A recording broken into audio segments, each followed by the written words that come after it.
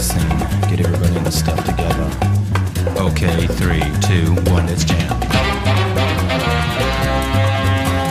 Hello, Space Cowboys, and welcome to Cels episode 68. I'm your host, Alex Schmitz, and with me here today is Andrew Gleason. Hi, Space Samurais.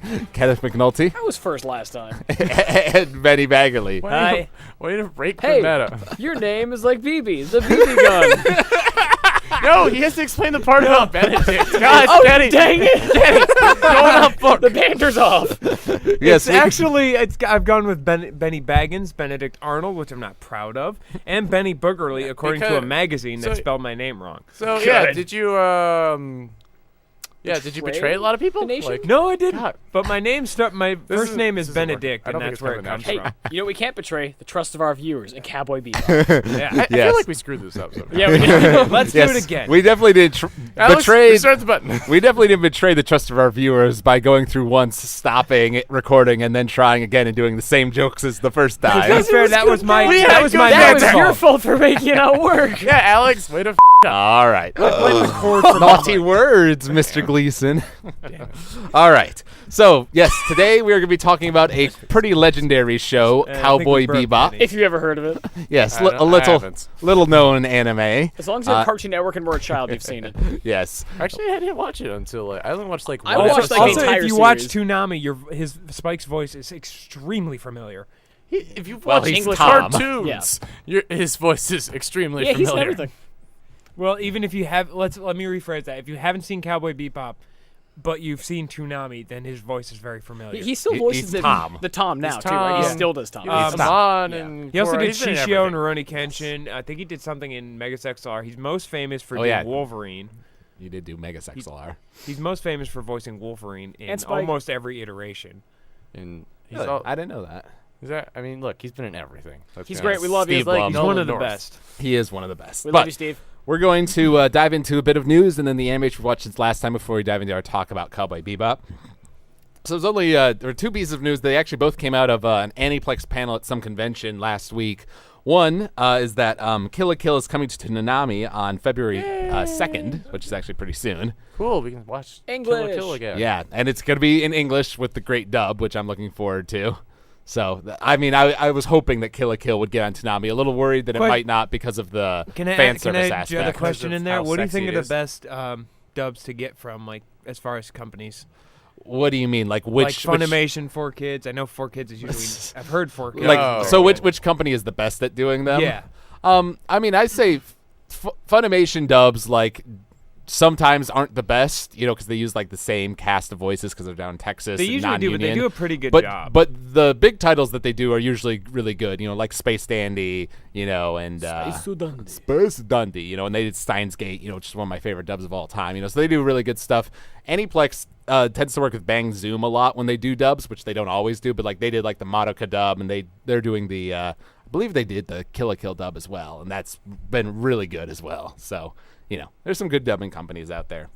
And then the other piece of news was that the Madoka Rebellion film is getting released in the States on April 7th with a actual U.S. release that comes with a dub. So I'm probably going to be buying that and You already selling. own it. I'll probably sell my old copy. Is that's the movie we watched, right? Yes. That movie wrecked me. It does that. I was wrecked after that. It does I was like, that. What? Hey, dude, trust me, we saw it in theaters. Oh, We drove gosh. like 8 hours to go see it. Oh, my God. No, 4 hours there, me 4 and my hours back. friends 8 binge, hours. Me and my friends binge not watched wrong. the show because it got to the point. I think we actually went a whole night without sleep watching it because we were like, I'm not gonna stop watching this. I can't I don't want to go. I can't go to bed if I don't know what happens next. It's gonna kill me. And at the time, by the time the show ended, we were just like, we all just looked at each other like, what just happened? You hold each other That's and pretty pray much for the happened at movie. the end of the We movie. did. Yeah, It's- the entire theater was just full of people turning around. What did Yeah, we just nobody watch? spoke afterwards. It was just like, I literally turned to Gretchen, who was sitting next to me, like, "What did I just watch?" For those who haven't seen the movie, go watch it and you'll know what they're talking about. Then yes. we'll wait. It's okay. Yeah. Come back. Well, we've talked Well, Alex about has it a yeah, lot. seen no spoilers. No 15 spoilers. times? 30? At least 10.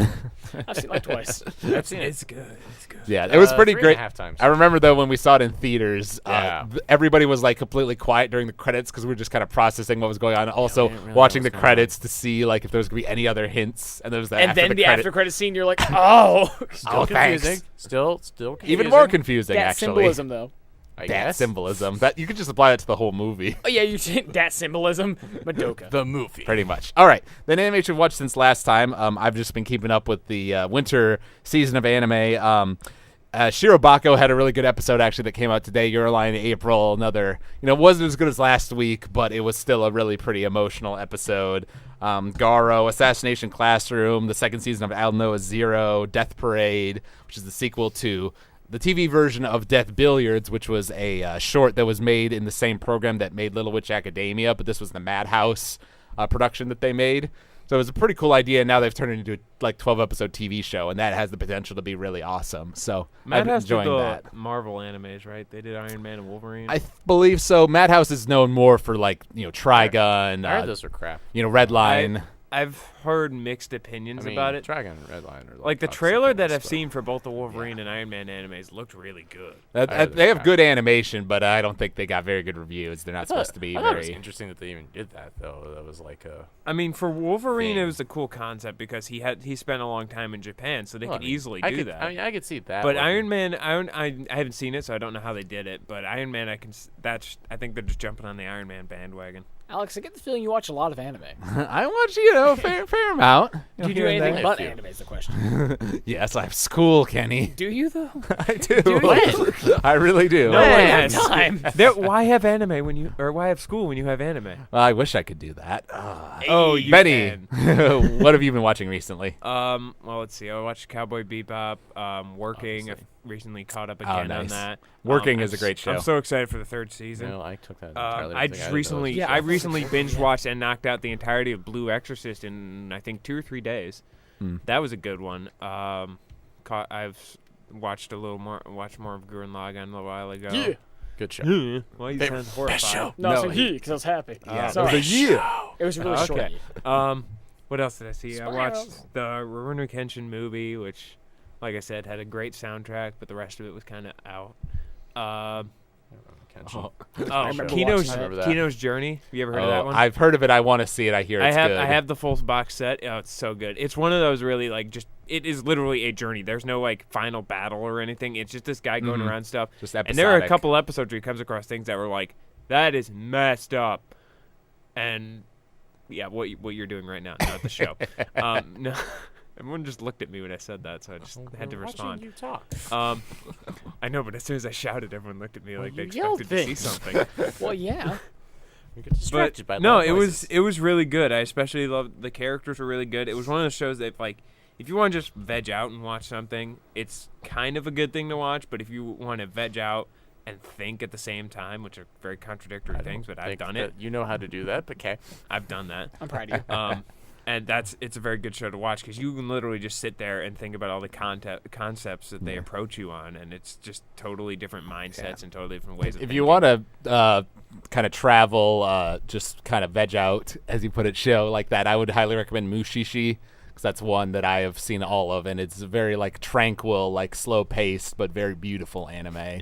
So, I've also been watching Dragon Ball again. Dragon Ball or Dragon Ball Z? Dragon Ball. Dragon Ball's Okay. so good. I think once we're done with Dragon Ball, we're gonna continue on to Dragon Ball Z. Hopefully, the old version. I like Dragon Ball Z Kai. It was very good to have all that fluff and the yelling cut out, the Right. unnecessary amount. But the classic But- yelling, though. But yeah, but it didn't have that quite that same feel they had. Yeah. Like when you played Minecraft the first time, you don't get that feeling anymore when you play it. But and the music was different. They changed the music totally different now. The music in Dragon Ball Z was so much better than in Kai, if you ask me. All right, Kenny, what have you been watching recently? Well, I watched Space Buddha abduct that girl, so. Oh yeah, that we did movie- watch that. Yeah, what was that one again? It was Space Buddha abduct the girl. Princess Kaguya. Yeah. Oh, that's right. We watched Space Kaguya. Buddha. How could you forget about Space forget Buddha? about Moon That was Buddha. such an iconic scene of Buddha. When the dad's like, "Can I see my daughter?" He's like, "Sleep." Sleep. That ending was what made that movie for me. I wasn't a huge fan of the movie. It was pretty, but that ending just slayed me because Space Buddha didn't give anything that was going on. Moon Buddha. Moon Buddha, and then I binge watched Bebop in the past few days. But you've And- seen it in the past. Oh yeah, no, I started watching Bebop honestly. I remember looking at it in 3rd grade. I remember starting watching it. I watched it way back in the day. My friend had a book. He's like, "You ever heard of Bebop?" I was like, "What?" And we watched episodes on Toonami. So that's how I saw most like I refreshed on the beginning of the show because I didn't know it that well. The late show episodes I've seen quite a few times because of like Toonami. As I was rereading them, I recognized them. So yeah, I saw most of it back then, not all of it. Like I never seen the ending till recently. Yes, but we showed you. It was. I want to talk. Well, we'll talk about it actually. You gotta talk about it. You gotta carry that weight. Shut up. That's all I watched. Andrew, how about you? Well, I watched Princess Kaguya with you two. That was a thing. Space Buddha. Space Buddha the movie. You're naming for that. Yeah, that's what it is.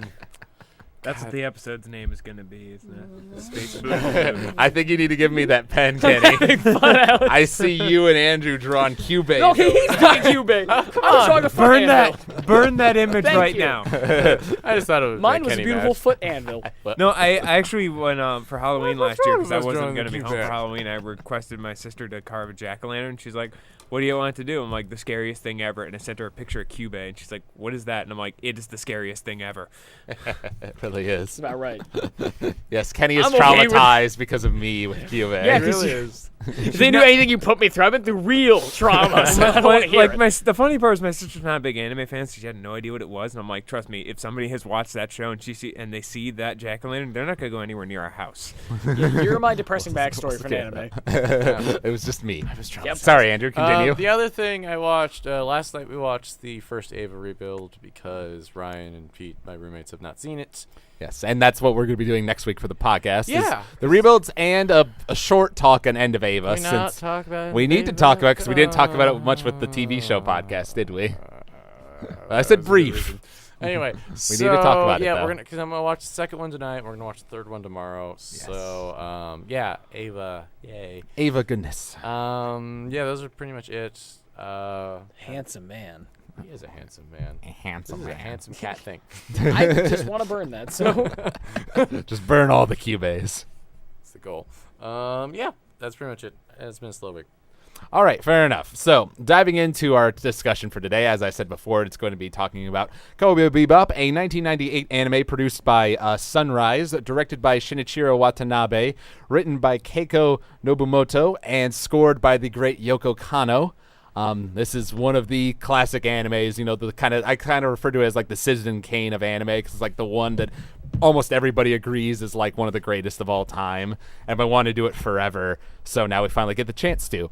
And kind of going into just real quick on like our exposure to Cowboy Bebop, because like obviously Kenny, you were talking about how, you know, you watched it back in the day. I've been watching Bebop since I was a kid. So I mean, I've always loved Bebop and had a huge respect for it, but I haven't truly loved it till I've always loved it, but I haven't like loved it till now. It's like it was my second favorite anime until I remember that Ava was not as good as I thought it was, and then now it's like it's my favorite again. Ava's great, but it's not as good as I remember. I mean, yeah, Bebop's better. And that is the right decision to make, Mr. Yeah, McNulty. Bebop is like my Ava. favorite. But look at this: either Ava or Bebop. Like, look at it this way: Shinji or Spike? Well, What's that? Of course, it's not fair because it's Spike. He's best man. He's the best character. He's the best man at every wedding because everyone but wants both him of them there. are like surprisingly passive. So The one thing I don't know. I wouldn't call Spike passive. no, like think By about the it. way- Like he has like so little Never like. mind. I mean, There's a lot of he episodes. says He just kind of sits there in the background read and the through occasionally argument shoots about things. this. he's whatever. He says whatever happens. But Yeah. don't compare him to Shinji, please. not comparing him to Shinji. Don't. Well, you just What if did. You Shinji just said they grew were up- both He said they're Very passive. passive. What if Shinji grows protagonists. up into Spike? Can I show you the number of episodes where Spike goes and kills people and fights freaking and out. Well, shoots yeah, his Shinji's ship? also a you don't 14-year-old know. boy, and I Spike's understand, a grown I'm man saying- who used to work for I'm the saying Yakuza. that they're both passive is a bad thing to say, and you should take No, it back. I said that. No, they Shinji's are, the though. best man. Spike is dumb. I'm not saying that. I'm not saying. No, I don't. Spike I is still better love Ava. character. Ava's still in my top like 10, but All right. that Moving on. argument got heated. I know. Yes, Penny? I was gonna say that one of the favorite parts about Bebop that I was really impressed by is the fact that the action held up really well. If you look at like I've looked at a lot of older animes and they don't do the action really well because like obviously over time people's attention spans change and so like the cuts and movements and action start getting quicker. And so, especially older anime just really kind of falls apart at that part. But it held up really nicely with the cuts. Yeah, well, you know, just from a purely visual perspective, like, you know, I love Trigun, you know, which was made around the same time.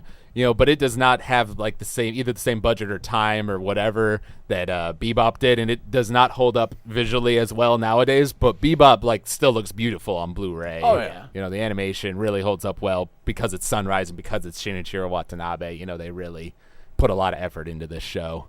As for myself, I actually I knew about Bebop for a while, and then one day I saw some moments from the show, like some of the fight scenes from the movie, and actually the scene from the last episode. I saw that like that's what stuck to it. top 10 moments like an anime, so I kind of knew what the ending was, and then I finally got around to like actually watching through the series, partially on Toonami, partially off DVDs I got from my local library, and so finally I watched the whole thing and was like, it is my number 3 anime of all time, behind Madoka Magica and Full Alchemist Brotherhood.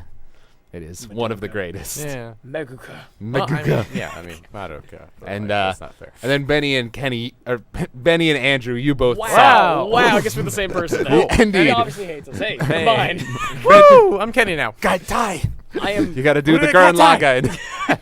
Gongi Tempo. Oh yes. Benny and Andrew, you guys both watched it recently. Yes. Yeah. You and I are veterans, Alex. I know. We're from the olden days. I didn't really stay up that late. Or if I was staying up that late at I did. and watching TV, I was either watching Disney Channel, so I was watching reruns of Gargoyles because Okay, Gargoyles is cool. That was Gargoyles cool. is an excellent But show. Toonami's on it like Look, and what if I was watching Toonami? It was for like one of 3 shows, Gundam. which was Gundam. I watched It was either- Megas XLR a lot. Oh my Well, god, yeah, that was but, even like, on that was Toonami, though. on- That was Toonami. it was. Was it? Okay. Yeah, it was on No, there. it was. I forgot. I It was just on loved Cartoon. so- It was on regular Cartoon Network for a little while, and then I guess parents got upset about it or something because they moved it to Toonami. And then it left. Well, anyway, so yeah, And it was now they either can't bring it when back I 'cause watched they use Toonami, it it was as a either tax Gundam, Zoids, or Dot Hacksai. So, Oh my god, and I Zoids. didn't oh, understand. that was a good show. I have watched all of Zoids. God, I missed that. So that show's really good. Great show. You know what I really miss is the figures. I can't Yeah, find those that aren't those worth are like really hard to find. Well, you can't, they're easy to find, but they're like $600 now, and it's like wow. finding one for for like a decent price is really hard to do. I used to own those. But yeah, I didn't understand what was going on. Because they don't make them anymore. Oh, They Dot canceled Hacksai, making them or in like Dot- 2006. Dot Hacksai, I would just catch the occasional episode of, and I have no idea what that's even about. Yeah, so the Dot Hack Did you see anime the- are not apparently very good. Did you see the new one that they have on Netflix? Do they have another one? Yeah, it's really short. It's like 2 or 3 episodes, but it's on Netflix. I don't think that counts as a show, but whatever. Yeah, that's more of an OVA series. But Okay. besides the point. All right, so we've all assembled like a top 10 episodes list. But before we get into that, I thought we should just talk more generally like about the characters, the main Bebop cast and kind of what we think about them, who our favorites, maybe least favorites are, that sort of thing. So diving into, the first character, the protagonist, Spike. He is, for me, like one of my favorite protagonists in all of anime. Like, Am I the only one without that a thinks More that he's than the one that Luke says Skywalker? "Let's jam" in the beginning in the opening theme? doubt. Well, They he's have a not, manga. but But it's especially in the Yeah, English they do, I version. It remember sounds that, yeah. Wait, Yeah, is there a they do. Bebop manga? There has to be. yeah. yeah, no, there's a manga. That's what it's based Because off of. did the manga happen No, first? wait. Yeah, the show happened No, first. yeah, no. This is an original product. The manga is based off of the show. Oh, is it? There's Yeah. Usually I the read manga that there fo- were some manga spin-off first. Well, it's kinda like mangas. Evangelion. Evangelion Like did second the show first. universe Oh, kind of. Yes, let's talk it one at a time, boys. Sorry. We're very easily excited. I see that. No, Cowboy we're talking Bebop to is each an other. original anime, and that's part of what makes it so great, because they just designed it themselves. And I feel like, with anime, sometimes you see, like, when it's an original project, they put more passion into it versus it just being another adaptation of something else. But I just love Spike for his, like, laid back, whatever happens attitude, but then also being, like, the biggest badass in the entire show. He flows like water. It does. It's like Jet Li. Hey, It's so hey, good. no, you're wrong. Ein's the biggest badass in that show. Oh, really? Hey, Ein, again, was the third crew member. He was the original best crew member. He's a little dog running around in space. Beta You've dog. got to be pretty gutsy to do that. He's also the smartest of them all. Oh, yeah, no. No, that's true because it's a super genius dog. Yeah. They established that. If Which the I dog love- could talk, like he would outsmart Which all only of shows a them. few times in the series. Normally, it's just being a dog, and then every once in a while, like you said, in the mushrooms episode. And can we also talk about in the first episode where he showed up and when they were chasing after that whistle or whatever that was luring him? He was a little Welsh corgi. Have you ever seen those guys run? They're not the most graceful runners. He was the head of the pack. He's a fast runner too. Well, he's a super dog. is What do you number one. expect? Best dated dog. Anyway. Jeremy was watching some episodes with me, and he was joking about how Ein's life is suffering because he's just sitting up there on that ship, like, without any food, and Ed's just being goofy with him, and he's like this super genius dog who just can't do Help me, anything. I'm sucking a dog's body. Basically. If I was put into like an mass AI or like intelligence sucked in dog's body. let's put into a robot, imagine the power I would have put into a robot. I actually heard a cool. I forget who was telling. It was Tristan who was telling me this. You remember in Ruby Volume 2, the dog that Ruby gets? Oh my god, is that Ein? No, but it's Zwei. It's Ein Zwei, like the Ein the is the German numbers. one, and Zwei is the German So one. Zwei, the dog in Ruby, is a reference to Ein from Cowboy Bebop. That makes sense. I was like, why would be a corgi and that be a? There you go. I mean, Hey. Zwei got shot out of a cannon. And it was fine. He was the try. cannonball. It was. was So great. I don't know. Anyone else's thoughts on Spike? Anything more to We add? didn't even talk about Spike. I We love just that talked he's- about You Ein. talked about Spike. We went to Ein. You mentioned Spike. We Oh, we established, brought up guys, above Ein. all, I see that. established Ein is best character. Ein And best then moving down to character. Spike. So Okay, I'm best character. Okay, now Spike. What about that Spike guy? Spike is. I love how he's so like he can be really laid back. Mostly in the first half of the show, he was really laid back, and they started to kind of tense up after the whole vicious thing. Right. But he was just. I loved how he was just kind of careless, and he was just happy-go-lucky around it for the most part. I don't know if it was happy-go-lucky. He's just depressing so, go lucky. First 5 episodes, he was pretty happy-go-lucky. don't Then think he he's started to happy. become kind of just I think loose. he's just kind of like a dude that He's just likes to ang- hang Well, out. he's He a really just wants to eat. he's a guy Yeah. who's so laid back. Whatever happens, happens. But he can't run away from his past. That's Yeah. the Yeah. Because thing. it keeps catching Well- up to him. 'Cause, you know, it's very dark and You know. Yeah. What I love is that he can even as great as he is, sometimes he's even kind of oblivious to the situation, like in the Mushroom Samba episode, where Right. they're like trying to keep it secret that they have like these potentially illegal mushrooms from the cops, and they're trying to tell Ed to shut up so he doesn't blow it. And then Spike just walks out with a bag full of them. Like, Right. what's He's going still on? he's still kind of high at the time, but yeah. Yeah, That's what I figured. It's like he's still out of it, isn't he? Yeah. Because see, the two things I respect the most about him, what I liked, is in the series he starts off as, the chill BA dude who can do what he wants, but at the same time, like, I remember one of the bigger telling episodes was, I think it was Jupiter, Jupiter Jazz. yeah, Jupiter Jazz, when he hears Julie's name for the first time and snaps, like, obviously Right. he's still a character, his development is incredible, but watching him actually show that much emotion in, like, a few seconds, because usually, no matter what is presented, he's like, it's not my shtick, okay, it's my shtick, and then just takes care of it. He, like, again, like, when he meets what's-his-face in the, I'm gonna get the episode's name down, hold on, and I think it's not Ballad getting of the LG. Fallen Angels. Is Maybe where it's Vicious showed more up. he meets the guy with his girl, the sister that's blind. Oh yeah, that's Waltz for Venus. Venus. Waltz Yeah, for Venus. When it shows one of his philosophies, like flow like water, be that whole thing. He's usually like chill, like water, man. But then that one time he was like boiling hot rage, and then again his whole how he keeps going on through the series and adapting. He's great, Exactly. and he kicks a lot. And one thing I love about Spike is that like he is a super badass, and kicks a bunch of ass, but he's not invincible. He gets nearly gets killed shot. like over and over no. again. I think he almost dies at like 3 Anytime times. Vicious is with him, he will get Yes. shot once. That's the rule. He will get shot if Vicious is there. Well, and if Jupiter Jazz was just a tranquilizer, so it's Yeah. not so bad. yeah, but still, he got shot. He did. I don't know. Andrew, any thoughts on Spike? Spike is really interesting to me because, like it said before, he's a little bit more passive in most of the episodes. When it's not his episode, he really is just kind of like sitting in the background, like, yeah, whatever, I'll do whatever has to be done. I'll go hunt the bounty of the week, or Which is nice to see a main character shift out of the spotlight every once in a while. or I'll shoot the laser gun at who is ever trying to hurt one of them. But really, otherwise, he's just kind of like, whatever. But he's really like, even though he's kind of stupid during a lot of the time, because Yeah, I mean Kind of an he's idiot. crafty, but he's not intelligent. yeah, he's per not se. intelligent, Yeah. but he's definitely like he is a cunning man, though. he's when kind he of gets to do it. he knows how to like win.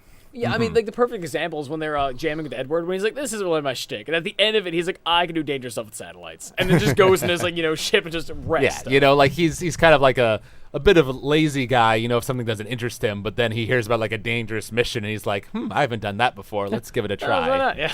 'Cause he likes He's pushing also the edge. he's also surprisingly observant too, like the episode with the monkey virus. I love that episode. Oh my god! But like I noticed like when he like slipped the virus into her pocket or whatever, it's like he didn't Yeah. know what it did. And I was like, but then I thought I thought about she it, like stole it. he She stole it from noticed him. how she was freaking out when he was trying to get it open. And he's like, obviously, whatever it is, I don't know what it is, but whatever it is, it's freaking her out, so I'm going to give it to her. Isn't she stole from him? No, he took that from her. Yeah, No, he took it from didn't. her, He but got then- it from no, he got it from Faye, who got it from some guy in a crash But didn't she ship. steal it back though? Yeah. I'm pretty sure she Yeah, picked no, it he slipped it back in No, his he bag. slipped it back in Okay, her he did? pocket, Okay. and then it came out of her pocket and crashed Yeah, no, I after knew that. she was I couldn't remember how she beaten. got there. Okay, yeah. I was also just gonna say, which one was I gonna say? Crap, I lost my train of thought because the started thinking about the monkey virus and him Yeah, trying to I'm open the going back to thing. that Like he doesn't episode even know what because- this thing is. He's just trying to open it. Like just God. But you open- but I think he noticed how she was freaking out that he was trying. He's like, whatever this is. I she also doesn't love it want because he does broken. the Han Solo thing where, like, if something isn't working, he just hits it. Yeah. You know, like Yeah. with his ship Okay. or Or anything else. The eco virus, he shoots it with a gun. The one that makes it into monkeys, and she's like, Or the in what was it? Speak like a child. Is it? Yeah, where he like, kicks the VCR. VCR player. yeah, I love that. Just And the like, guy yeah, freaks hit out. it. And he Just kicked hit it it until it until it works. breaks too, and I was just like, That's probably worth a lot of money. So then next character, the two that are introduced in the first episode are Spike and then Jet Black. Jet. Jet is my favorite character in the he is series. such an underestimated character to the whole show, though. He's got so many I resources. feel like he's the one that, like, amongst, like, the fans is talked about the least, but personally I really do love him. I guess it's because he has the least complexities behind him. Well, that's why I must. he's I very don't yeah, know he about is that. very I blunt. mean, of the five of them, like he's very forward. I'll admit. Oh yeah, no. he's very Like forward. since I first watched the series, he was always my favorite because he had like a metal arm that as a kid I thought that was like awesome, and then learning how that happened, learning about his backstory, like I just rewatched that one All the today. noir and like how episodes. he has like noir-esque episodes. He those. was an ex-cop. He's always the serious, like the black dog. Whenever he gets on something, he doesn't stop. I just like the way he handles things and how like, for instance, I think it was like when they first meet Faye. She's like, I'm gonna go take a shower, and he's like, not my problem, whatever. And Spike's like, we're gonna let this I happen. have He's no like, not my opinion. problem. What Don't was it? care. I Yeah. don't care and have no opinion. Yeah, I love that about him. He's just really passive unless again, but he's the one who gets like stuff done. He's the one who does the research, finds everything out, cooks the food. Like he's the one who makes sure they're all alive. Yeah, it's his ship. Yeah. Spike's It lazy, wasn't for so- them though, they wouldn't be Which I'm alive for surprised he him. doesn't get pissed off when his ship starts getting blown up in like the later does episodes. occasionally. Oh, he does, yeah. Yeah, no, he gets mad. And he always fixes their stuff again. He is like the dad. He's the one that makes But, sure you they're know- all fine. I mean, the last episode he understood because it's like, no, Spike, you need to go. Yeah, no, Yeah. at that point, Well, at yeah, that, Deal with your thing. The interesting thing about Jet is like he kind of talks about how he's a man of a different era, and he has no place in the modern world, because he's sort of an old dog, bound by these codes of honor and all this sort of stuff. And he's somebody who used to be a cop, his girlfriend left him, so now he's kind of adrift, hanging out with these losers in space, not really sure exactly what he's cool doing. losers. That's how he described him in one Yeah. episode. I forget which one it was, but I mean, Spike can seem. I feel like from his standpoint, Spike can seem kind of like a deadbeat. But watching it like from the show point of view, we're watching it kind of like his highlight reel. So we think he's great, but he probably sits around on the couch all the time. yeah, well, because Jet always talks about how you guys don't come back. The ship isn't like it isn't necessarily like a home. They're all sort of like this business relationship. But at the end of the day, like they all do end up coming back. And they do have these bonds that kind of tie them together, They're all despite that they friends. don't admit it. Yeah, especially when Faye comes in for the first few episodes. Yeah. Well, talking about that. Okay, so Faye I love that- Valentine. yeah, I love it. She's just like, I'm gonna take a shower. It's like, wait, is she living here now? And then he gets punched or gets shot at because he's an I don't idiot. care. Yeah, I think Faye is an interesting character because she's really bitchy in the first few episodes. Oh yeah, no, she's kind of the worst in the first few episodes, and it's And hilarious. even to see later, her. she's still like, she's more than any of them. She cares about money she's and will only betray money. them and But all that see, sort of but thing. But she like still has a justified as moral still- compass to Yeah, her. you do find out later on. Obviously, she does develop why a lot she for it. still why she cares so much about the money. And Well, yes, and you learn about her past, and she becomes a much more tragic character. Yeah, and then suddenly that wanting to get all the money has like a much more deeper purpose behind it. Yeah, find out her but debts. she still then wastes it all away on horse races every Yeah. time she gets a paycheck. Well, that's Which is because why she's she's trying still to doing it. strike it rich so that she can. Well, but she's still stupid. she's not the brightest person in the universe. Yeah, none she's of, not. them- She's a none of them gambling except I addict. and As R. far as she knows, that's how she's been her entire life. Hey, she was legendary though, at least, and she has a cool backstory where has a cool being backstory. cryogenically I frozen and whatnot. I do really love in that the episode 3 is where she's introduced, the casino episode. Like the first scene you see with her, like she's walks into the store and then like pulls out like a machine gun and like blasts First around rule: the shoot them back shopkeeper. before they shoot you. Something like that. Yeah, it was just really badass, entrance for her character. Oh yeah. the femme fatale kind of James And her Bond. outfit, though, Queen just the outfit. Very impractical. There are some shots where it looks like she's getting a wedgie. It's just how the suspenders. 90s look, man. fan service, everybody. Yeah. Hey. I was actually surprised they weren't too fan servicey with it. They got some fan service in there, but they weren't as bad as like more modern animes. Yeah, well, not all modern animes are, but certainly, a lot of them are pretty bad with it. They keep the fan service under control in Bebop for the most Oh, yeah. part. And then lastly, Ed, the person you think is a boy but is actually a girl, super hacker. They only make like 2 references to that. I don't know. I mean, the name is very misleading. I still keep calling The her only reason I Ed. knew that she was a girl is because my friend had the book and it says Ed is a girl, and I just found Actually, that out really early. Hold on. Who here can say Ed's full name? I just saw it today, and I don't remember it. I didn't bother trying to Can you do memorize it? No. Okay, I was I gonna saw say. the show once. Well, I remember. Pressure's I, on. You're the one that his brought real the name question. is Francois. Remember? like I remember when she says her name, like she has the 4th. It's like, wait, if you named yourself this, why are you the 4th? And just dodges.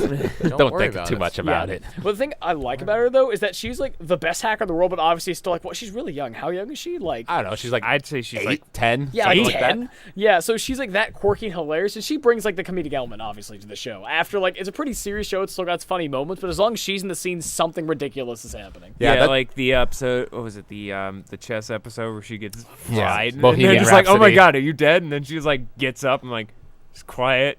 And just goes back to what she's doing. They're like, okay, no, where were we? Yeah, that's the thing though, because Bebop really is for the most part like a pretty serious drama. I think it's important to have Ed there to be kind of like the comic relief, and just be gets, like, goofy. She bites from the bounty hunters. I think it's funny about that because I think the show is.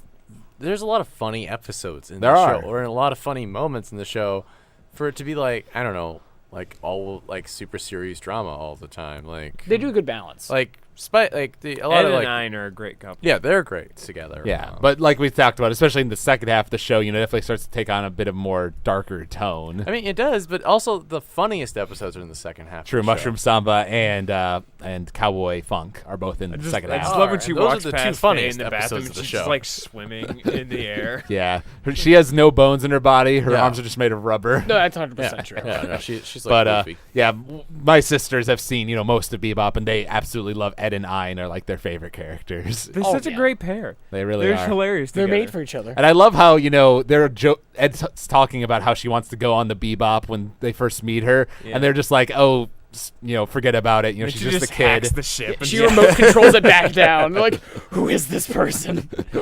Well, they knew she was a hacker, Yeah. but they still didn't expect that. And the And fact so, that and so the reason why she's still on the ship is because they know if they kick her out, then she's just gonna pull the ship back down There again. you go. And she's very useful to them. Anytime they need to look somebody up or hack Yeah. into a database, they need her. yeah. Which also, you talk about how Ein is the smartest character, but technically Ed is really smart too. She just Ed is- doesn't show it. Ed is very smart. I'm not denying Ed's intelligence, but Ed's also like very That easily week-long distracted. chess match that they had. And like Yes. like Ed needs something to focus on, or else Ed doesn't get anything done. True. And she's a 7-foot-tall basketball player. That's the is. point out. And Remember a in the gay episode? alien. Yeah, or an alien, or like they had like all these things, or like a 3-year-old. All right. All the rumors about who Ed really was. I still like 7-foot-tall The basketball player. hacker.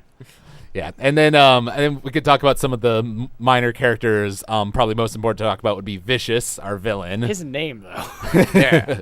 Vicious. that alone, his voice and everything about him. There's no denying he's a villain. And he's an ibis or whatever as his bird. Yeah. Like he's absolutely as villainous as it gets. There's nothing not villainous about him. He's very villainous. I will say some people I've seen top 10, top 20 villains in anime lists, and sometimes people put him on there, and I don't give him that much credit because honestly he doesn't have very much depth to him at all. No, he's just Yeah. He's only in like what 3? He's He's only just the he's 5 trying to take episodes. over There the are- Red Dragon Syndicate. There are that's it. only 5 plot episodes of Bebop. Yeah, and his only real background he's thing is in all Jupiter of Jazz. Ballad of so- Fallen Angels, Jupiter Jazz Parts 1 and 2, and The Real Folk Blows Part 1 and 2. Yeah. Those are the only story episodes of Bebop. And I Jupiter mean, I Jazz don't know. is What do you only- consider the story of Bebop?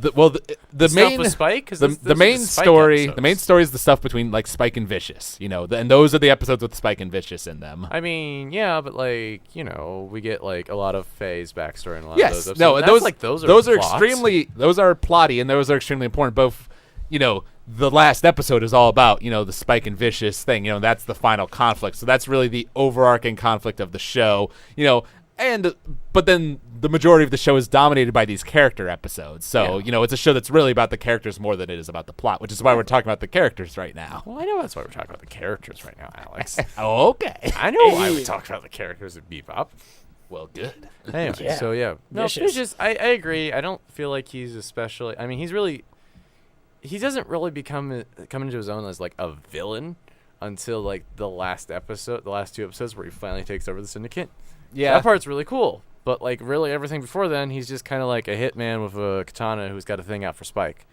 Yeah. I mean, I definitely think he made a big first impression in Ballad of Fallen He Angels. did. But, like, he also didn't really fully understand the conflict at that point. That's true. He just understood that they hated each other, part but of they used to be bros. So the mystery, the mystique. And, like, in that episode, like, one of the first things you see with him is when the opera singer is doing that Ave Maria, thing that's really beautiful, and then Faye looks over, sees the dead guy, and then she looks behind her and like, "What's your name?" Vicious. What is this? And you see the look on her face, and you immediately know, like, okay, this guy's bad news. Where is she? Where's the trigger? Where's Rachel? Exactly. Where's Julia? Where's Faye? But so I don't know. Like I said, I don't think he's like one of the best anime villains of all time, but for what little screen time he has, he is extremely threatening in those episodes. He is literally the opposite, obviously, of Spike when it comes to fighting, which is the point. A gun versus a sword kind of thing. Yeah, which is cool. Impractical, but he does well against Spike. You got to give him points. Really good at fighting. Imagine what he could do if he was just good with a gun. Yeah, imagine if he had a gun. It'd be so... Oh, man. Maybe gun and sword. That's what he should be doing. Well, he'd be raiding, right? Well, in the final fight, I was really hoping that they were going to switch weapons, but then they just gave each other their weapons back. No, because they're not good. Like, Spike's not. But that would have been cool to see Spike with a sword. Yeah, they would have just missed. They have to settle it fairly. They're like, no, we have to end this now, and we both have to be at our best with to what end our this. best is, yeah. And then some kind of reoccurring characters. We've got the bounty hunter show hosts. Yeah, he comes back in the end. I remember you pointed that out. He was in the last episode with his mom. Yeah, because in Brain Scratch they say our show has been canceled, guys, and the girl's like, "What? I'll talk to my agent." Why was that show canceled? God, I love that show. It's such a good show. It's a government channel too, which is weird to think about, but because it's the ISSP that does all the bounties. Yeah. It'd be funny though if that was a real life thing. Like that's how the cops put up their wanted posters and everything in real life. It's like Howdy, the partners. news is just like, what's that show with the weird? The Wiggles. Not the well, yeah. Let's go like with the Wiggles. America's FBI. Most Wanted. It's like the FBI's Wiggles Most crossed Wanted? with America's Most Wanted. That's basically what that show is. Howdy, partners. Here's your top kill of the week.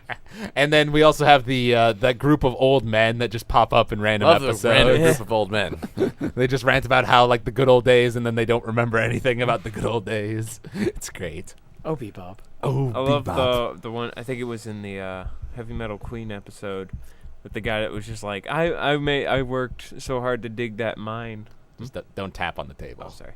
I worked so hard to dig that mine, and it was like, we all helped work to dig that mine. Shut up. Yeah, that's about right. Don't take the credit. All right. So now we've kind of did our kind of overall thoughts. I suppose real quick, who of the main cast of Bebop, who is your favorite character? For me, it's Spike. No question. Jet for me. still, man. I gotta go Spike. All right. Can you say Jet? Andrew, what would you say? I'd say I was gonna say Ein. I love Ein. You're really gonna say Ein? Well, I mean, it's between Ein and Spike. Okay. Am I the only one who has Jet love over here? I love Jet is number 2 for me. Jet but is Spike a good is character. the best. Yeah, the best character But- next to Ein. Ein is the best. We agreed on that. Ein is the best character. Everybody's below Ein. I thought Jet was the best character. Well, Kenny. Ein is above everybody at an intellectual No, level. Jet- He's stuck with these plebs. Jet is going into second place. That's what we're all discussing. no, Yeah, first we're place. talking about like Ein's best first. character is Ein, like no doubt, because Okay. God, that dog. So if you now. wait, if he's your favorite, you say like Jet's your second favorite. Jet's definitely my second favorite. I like Faye a lot too. Although once again, like her bitchiness early on really kind of makes me like her less. But she develops a lot. She later. warms up later on in the series. Yeah, she does. So, but I said Ein or Spike. Spike is like a very, because he's the main character and he's very interesting backstory, and he's very interesting to me as an anime protagonist because he's not like super active in the plot unless the plot is directly about him. right. And then Ein, well, I love Ein. So, Ein's great. and then I mean, like, I like Jets. Jet's great. Jet's good, but I'm just not a huge fan of a lot of his episodes. Really, like the noir episode. I love the noir episodes, but like Boogie Woogie Feng Shui was like Okay. Yes, that was a Jet episode. We'll talk about that because that's the only episode of Bebop I think is bad. See, I disagree because I think there's only one worse one. Well, I know what that is, and we'll talk about that later. Yeah. But Wait. now we're gonna dive into our top 10 lists here. So I kind of figured, I'll say what my number 10 is. Then Benny will say his number 10. We'll kind of go around like that, and we can, when the episode gets brought up, we can talk about like why we liked it. And anyone else is free to give thoughts on why they think that episode is good or why they think that episode maybe doesn't deserve to be on the list. Okay. So we'll have some debates here. It'll be good stuff. Okay. So for me, I had a really hard time deciding on number 10. I kind of went back and forth on it, but in the end, I ended up choosing episode 6, Sympathy for the Devil, which is the one where he fights the kid who's immortal. That one was awesome. And He shot him in the face with a time bullet. yeah, I want to shoot Satan in the face. Sounds like something from a bad comic book. or a good comic book. Hey, yeah, shot wait, him with that the was time great. bullet. Final- That's how they brought Captain America and Batman back to life. Was with the Final time bullet. Crisis let's not talk about was awesome. Do not question Final Crisis, but don't ever read it. Two separate things. There's this great line that Jet says when they were like looking into giraffe and zebra. Bang. He says, betrayal may come easy for women, but men are bound by codes of honor. And then Faye says, do you really believe that? And he says, I'm trying real hard to. Yeah. That was just like a great line. I loved like the reveals because at first you thought that Zebra was like the villain or whatever, because the giraffe said save him, and you thought you were talking about the boy, and then it turns out no, the boy is evil and Zebra's the one who needs from to the be beginning, I saved. could tell immediately the boy was evil. See, Like, the way no, he looked, I was like, I could tell he was evil. I disagree because I love that episode because it turns around on you so many times. It does. Like It does. Well, I knew the kid was evil from the every beginning. I just didn't commercial know how. break, it turns around on you. You're like, how do you keep doing this? And it's great too because in the English version he's voiced by Izzy, but it's Izzy playing a villain. Wait, Right? is he from like Digimon? Izzy from Digimon, that Is that voice the best? actor. Is he from Digimon? See, now you need to He's like rewatch the second-best episode. character. Nope, third best character. I was Best thinking about character in putting the my top 10 list. I was iffy, but now that I more think about it, like I said, I could These are tell good. the kid was a villain because the guy in the wheelchair looked too like sad and depressed to be the villain. But I like how they turned it around and his backstory and how he took him down. Yeah, I did find because his backstory does tell us something very important about the world of Cowboy Yeah, Bebop. the Gateway disaster, Yeah. from ages ago, because that's like he's on Earth back when Earth was actually habitable, and then that Gateway disaster happens. And I love one of my favorite shots, probably in all of Bebop, just like a single shot, is that shot of him like amongst his parents' dead bodies, and he's got like the really like angled, evil-looking eyes. It's like a really, really good moment there. And then the last moment too, when you rewatch it, it really kind of echoes a lot of things about the last episode because Spike comes in, shoots him in the head with the magic bullet, makes him like age all old, and it's really creepy. And he talks about like how his body feels so heavy, but at the same time he's free, and he asks Spike like, "Do you understand?" before he dies. Then Spike says, "Yeah, I understand. Yeah, right." And he takes the harmonica, like can't play it, so he Bang. throws it up, has his finger gun, bang. When I heard that, I was like, oh, I had to fight back a tear. I was like, no. But it, all those lines like make so much sense given the last episode, because that's kind of how Spike is at the end of the series. Spoilers! He's oh yeah, there are gonna be spoilers by the Yeah, way talking for about the end. a show from 1998. It's like he feels spoilers so for The Hobbit. he's so heavy with the burden of his past, but then at the end, he's dying and he's free. Life is but a dream. It's all a dream. I actually that sort of have stuff. some to prove Which the is also counter-argument. another thing supporting that theory about everything being a dream. I actually found something for counter argument. I'll show you later. yeah, I'm- I'm- How Spike's not dead. So- yeah, Oh, we're well. gonna, No, I'm yeah, not kidding. wait. It was an interview with the creator. There I are, will like- show you. All yeah, right. we'll have to talk about those two like important fan theory things about the show. We'll at the end obviously of have to this, bring it up. because the Spike not being dead thing, and then them all being dead, and that half the show is a dream. Right? Do you want to talk about that now or save it for later? I think we should save. I say save for later. All right. Table that for the end. Fine. Table it for later. Benny, what is your number 10? I'd have to say probably the Heavy Metal Queen episode, just because the Heavy Metal characters are Queen. really fun and it had good. That's good. So. It had a really interesting my like. list. It wasn't Oh, yeah. much of a twist, but it was just kind of a good little surprise at the end with him figuring out what her name was because he knew her husband. Mm-hmm. Yeah. That's one of those episodes. Like, there's so many episodes of Bebop for me that are like, just really good to watch, but then it's like, do they rise into top 10 tier quality, like the best episodes of the show? And for me, that's one that I enjoyed, but it didn't do anything super surprising for me, to bring it into that top tier category. I just liked it a lot. There's a lot of there's no episodes I can say I hate, but there are. I just tried to organize them into episodes like that I like the most. At least. I will also say that episode is probably significant because, obviously Yoko Kanno scored the whole show. It's got a very jazzy score in general, and all of the episode sessions, the episodes are called sessions, and they're all named after different musical genres and references and things. And the heavy metal, the metal guitar solo, like as the ship is going by, is like very contrasty to any other music in the show. Because it's usually much more like laid back, or jazzy or blues, or country or whatever. That's the only like metal guitar we really hear in the series. Kenny, what's your number 10? You made me kind of like rethink mine because I just tied it with Andrew's because I thought it was a funny episode. So I'll tell you what I had, and I'm probably gonna have to agree with Sympathy for the Devil. Okay. But originally I had Stray Dog Strut just because it's great. It's the second episode, and you get to see Ian at his best and see how he gets on the crew, which I like. So there's nothing too spectacular about it. It was just a fun episode to watch. Yeah, it's just a fun I love episode. Stray Dogs. I kind of like the villain that's chasing after Ian, right? the big, tall African-American guy. See, honestly, I'd say Sympathy for the Devil, though. That's probably my number 10.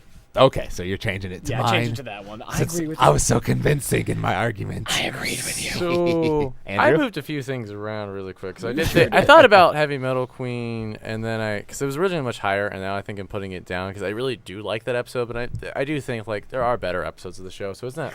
So I'm putting Stray Dog Strut back as number 10 because I really like Stray Dog Strut. No, All right. because first off, Data Dog, second, just the Welsh corgi thing, and then they're trying to sell the dog, and there's that huge thing where they keep walking into the pet store, and the pet owner, like the pet shop owner, is getting mad at them, and I'm like, this is gonna be a good show. Yep, this is the best show. Just like this is gonna be a good show. Yes, I can agree with that. All right, for me, number 9 is Toys in the Attic, which is the one where they all die. Alien The episode. Alien episode. I didn't like that one actually. Wait, if we have that on our list, should we say where it's at instead so we just discuss it? 'Cause that's my number 4 in my list. Yeah, I mean, I was sort of thinking, we'll talk. We could talk about the episode now, and then we'll just just say it again. Yeah, Well, just then say it we can- again. Well, when then we we get can there. argue about the order once Yeah. we get up there. Yeah. Okay, that makes There sense. could be some arguments made against that being. Yeah, Benny, why don't you talk real quick about what you didn't like about the episode? A lot of it felt like there was two different stories going on, and like everything that happened in it was almost completely it felt completely unattached to the whole goop monster that was running around. Especially the fact that it just got resolved so super easily and so quickly that it didn't make sense. Like this thing's running around biting people and poisoning them near to death. And then Ed just eats it, and he's fine, I guess. And everyone else is dying, so he goes back to super sleep. dog. So how does the episode end? Or not Ed. Ed, yeah. Ed Yeah. just eats it, and it's just like, what happens to everybody? Like, did they die? That's the theory. Does Ed at least get food poisoning or something? Like, So you're saying that there's an online theory that There's- everybody dies There's at a that theory episode. that they all die, and that the rest of the show from then on out is just a dream, as them as they slowly Is die. there actual proof to that? There is a lot of obscure lines of dialogue. Well, obviously, there's all of Spike's talking about, I thought I was watching a dream I would never wake up from. But I think that's much more in reference to, his life after being in the syndicate, That's all. kind It's of also thing. after that episode. That episode's the turning point where things start getting kind of weirder. Because after that episode, we have curious, the which one clown is that? episode, which is strange at Yeah. least. You could admit to it being strange. The Feng Shui episode, the Mushroom Samba. Actually, no, Toys in the Attic is episode 11. The next Yeah. episode is Jupiter Jazz. Yeah, but see, there's some somebody was telling me about this. I didn't actually look it up, but I have to do the actual. I think it might be a bunch of hogwash. Yeah. Probably is I mean, it's not a terrible theory because there's, you could theorize that, everything after that is a dream, but that's just kind of stupid to me because it's like, well, what's the point of the second half of the show then if it's all a dream? I also really is the wasn't point? clear on what the heck it was. I mean, Was it like an evil lobster? Was that what it was? no, it was just like a I think blue it's just slime. super fungus. Did you ever watch you watched Teen Titans as a kid, right? Yeah. Remember when they never cleaned out their fridge and all of everything in the fridge was covered in that blue stuff? Yeah. It's Yeah, that. but they Yeah. made a joke about it and then moved on. They didn't make They a whole they monster referenced it movie in out of it. Space Dandy too. There was an episode where that blue the more I slime think about it, showed it's up. actually probably a reference to Yeah. Cowboy Bebop. No, I like how Probably. the ending of the episode's the best part because Spike's the real thing coming out of this is just don't leave stuff in the fridge. Yeah, so that's the story. And what was the real lesson? Don't leave things in the fridge. See, 'cause again, I the was so roommates can know confused that. watching it. He's just horrified by what's in the fridge, and I'm like, well, then take care of it after you've killed the monster. Like Well, he tried real hard. He torched it for like 30 seconds, and it was like he really made like an effort Like on it. it's a silly episode, but it's got the horror vibe to it. And it's obviously the parody of Aliens, Which but is it's like awesome. it's one that I like remember because it's like, oh, that's the Alien episode, so it stands out from the rest. I will give you that. I will remember that episode. My only argument why they wouldn't be dead though is because he did put in the autopilot to get to Mars, and as he was going to sleep, like being dead, kind of, they just got to Mars. So I'm sure somebody would have taken care of them. It was just a huge ship floating in space. Yeah, no, and it's also possible that Ed just woke up and called everybody. Yeah, Yeah. because Ed ate And it, it's so- also it's also possible that they did all die, and that's just like a non-canon fun episode, because they want to do one where everyone dies. Because like once again, Shinichiro Watanabe in Space Dandy, which admittedly is a much sillier show than Bebop, has a ton of moments where the characters die, and then just the next episode starts without mentioning it. Exactly, yeah. So it could just be an But offshoot. Whatever. Bebop is such a more. It has. It a more is way serious more tone. serious. It doesn't seem like that's something they would do. But that was such an offbeat episode to what you're used to, anyways. It was so- totally There different was- than what I was there used was to. a couple of those. I was wondering how they're gonna have a spooky episode because aliens don't really exist that much in that world. And then when I found the fridge thing, I was like, "That's it. That's it. what I was waiting for." The All rock right. lobster. Benny, what is your number 9? Let me look at my list here. My phone. I would probably say my number 9 was Jupiter Jazz Part 2. All right. It's just really cool to see more of Spike's past, getting to delve into that. Yeah. And especially because they got into Vicious's past, which I kind of counted as part of Spike's past. Yeah, I had Jupiter Jazz at number 10 actually originally, and I rewatched that episode and kind of put it down a couple spots because it is a good episode. But I could Alright. kind of consider it of the 3 like plot episodes, which is that Ballad of Fallen Angels and then the Real Folk Blues. I consider it to be the worst of the 3 because it doesn't have as much lasting impact I as know, any of it's the not- others. Yeah, I it could I be agree. I don't completely feel like- removed and have nothing to do with it, but it does. It just kind of goes into it, and at the time, I was writing this list as I watched the show, so at the time, it was just a really good episode to see. I also really loved the ending as far as the music goes. Oh, yeah, the way- music it was was just great. that one long shot as they went off into space. It's a direct reference. It's directly referenced in the last episode of the show because it's all about the star of a warrior fading and that long pan tilt shot like you were talking about. The one thing with that episode, it introduces Gren, who like is a man but then also a woman because he got experimented that on. really caught me off guard. I was like, what? Yeah, like it seemed like it was kind of weird thing for weird sake. I'm not sure what point it served to the overall story. To make I think him a it was woman. they probably when they were writing it, they wanted to have some way of putting this character right in front of Vicious without Vicious recognizing him. Yeah. And so they did that so that he could have a woman's body, and then And they it gives could. a man lady parts, I guess. I don't know. When I saw that, it caught me off guard. But there's a whole world without any women either. So I guess it's like a mix the whole between. colony without like Yeah. any women was like. There's a lot of like. was Why kind of would a anyone stretch. want to live there? Well, it also Yeah, explains why why. does people live? Why do guys live there? Maybe get paid a lot. It also to stay explains there. why most of them are old people because they're just like, well, Yeah, maybe it's my a wife retirement is dead. Yeah, and I will say, rewatching it though, I do like certain parts about it, like how Spike and Jet, like you said, how Spike hears Julia's name and takes off, and like he and Jet get into an argument. He says like, "Don't come back," but then at the end, he comes back and Jet asks him like, did you find anything? Like, no, nothing. It's like, all right, come back in.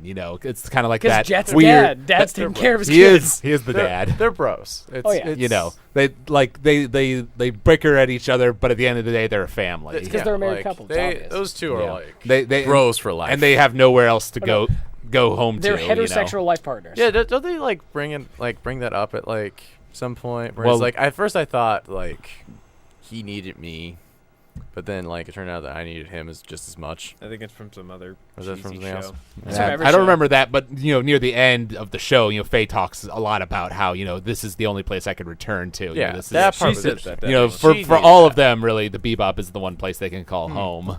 Which is Jet's the best. of course. Kenny, what's your number 9? Number 9, I had jamming with Edward because I like Ed. Like, it's not my favorite character. She's just hilarious and learning. This is the first episode where she came from, watching her control the ship, and just like how wacky it was because everyone had different views of what Ed was, the crop circle things, and watching Spike again be a badass and take down all those weapon satellites with Faye. And just it's such a cool sequence to Yeah. watch, like visually. And it was kind of cool to see the friendship between Ed and the computer on the satellite. Yeah, exactly, too, 'cause 'cause she he's like actually spoke all to it. lonely. And she took it with them to make it a friend. So I mean, Yeah, there right? you go. Yeah, and I do kind of wonder what the the Japanese audience or even the American audience who's actually watching the show like back in 1998, like when you don't know what's coming, and then suddenly you get like this hacker's introduced, and her name is Ed, and she's like really bizarre and a kid, but then also joins the crew, and it's like it's a really kind of bizarre twist for the show to take, since those early episodes are still pretty silly, you know, but then at the same time they've never been as silly as that because Ed hadn't been introduced yet, you know.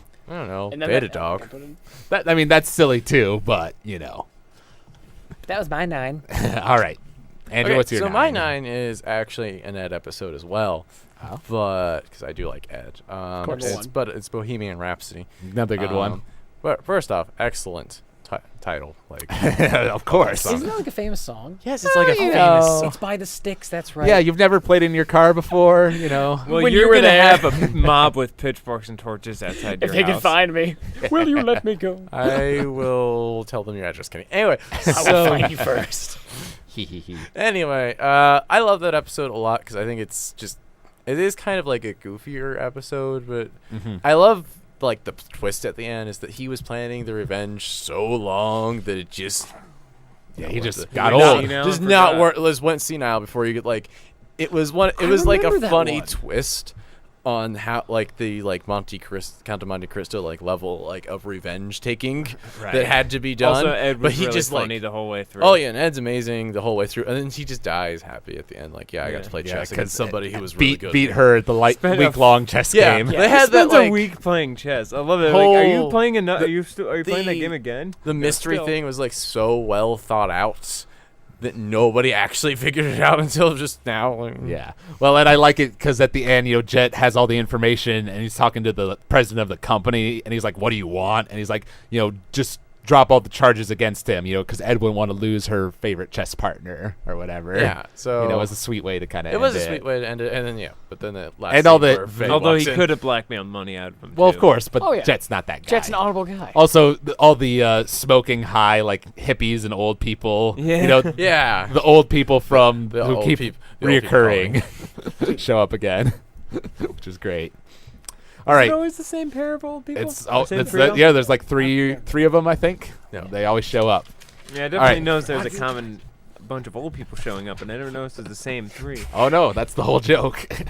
Are you guys having fun flipping your papers Hey, there? we're doing nothing of the sort. Uh-huh.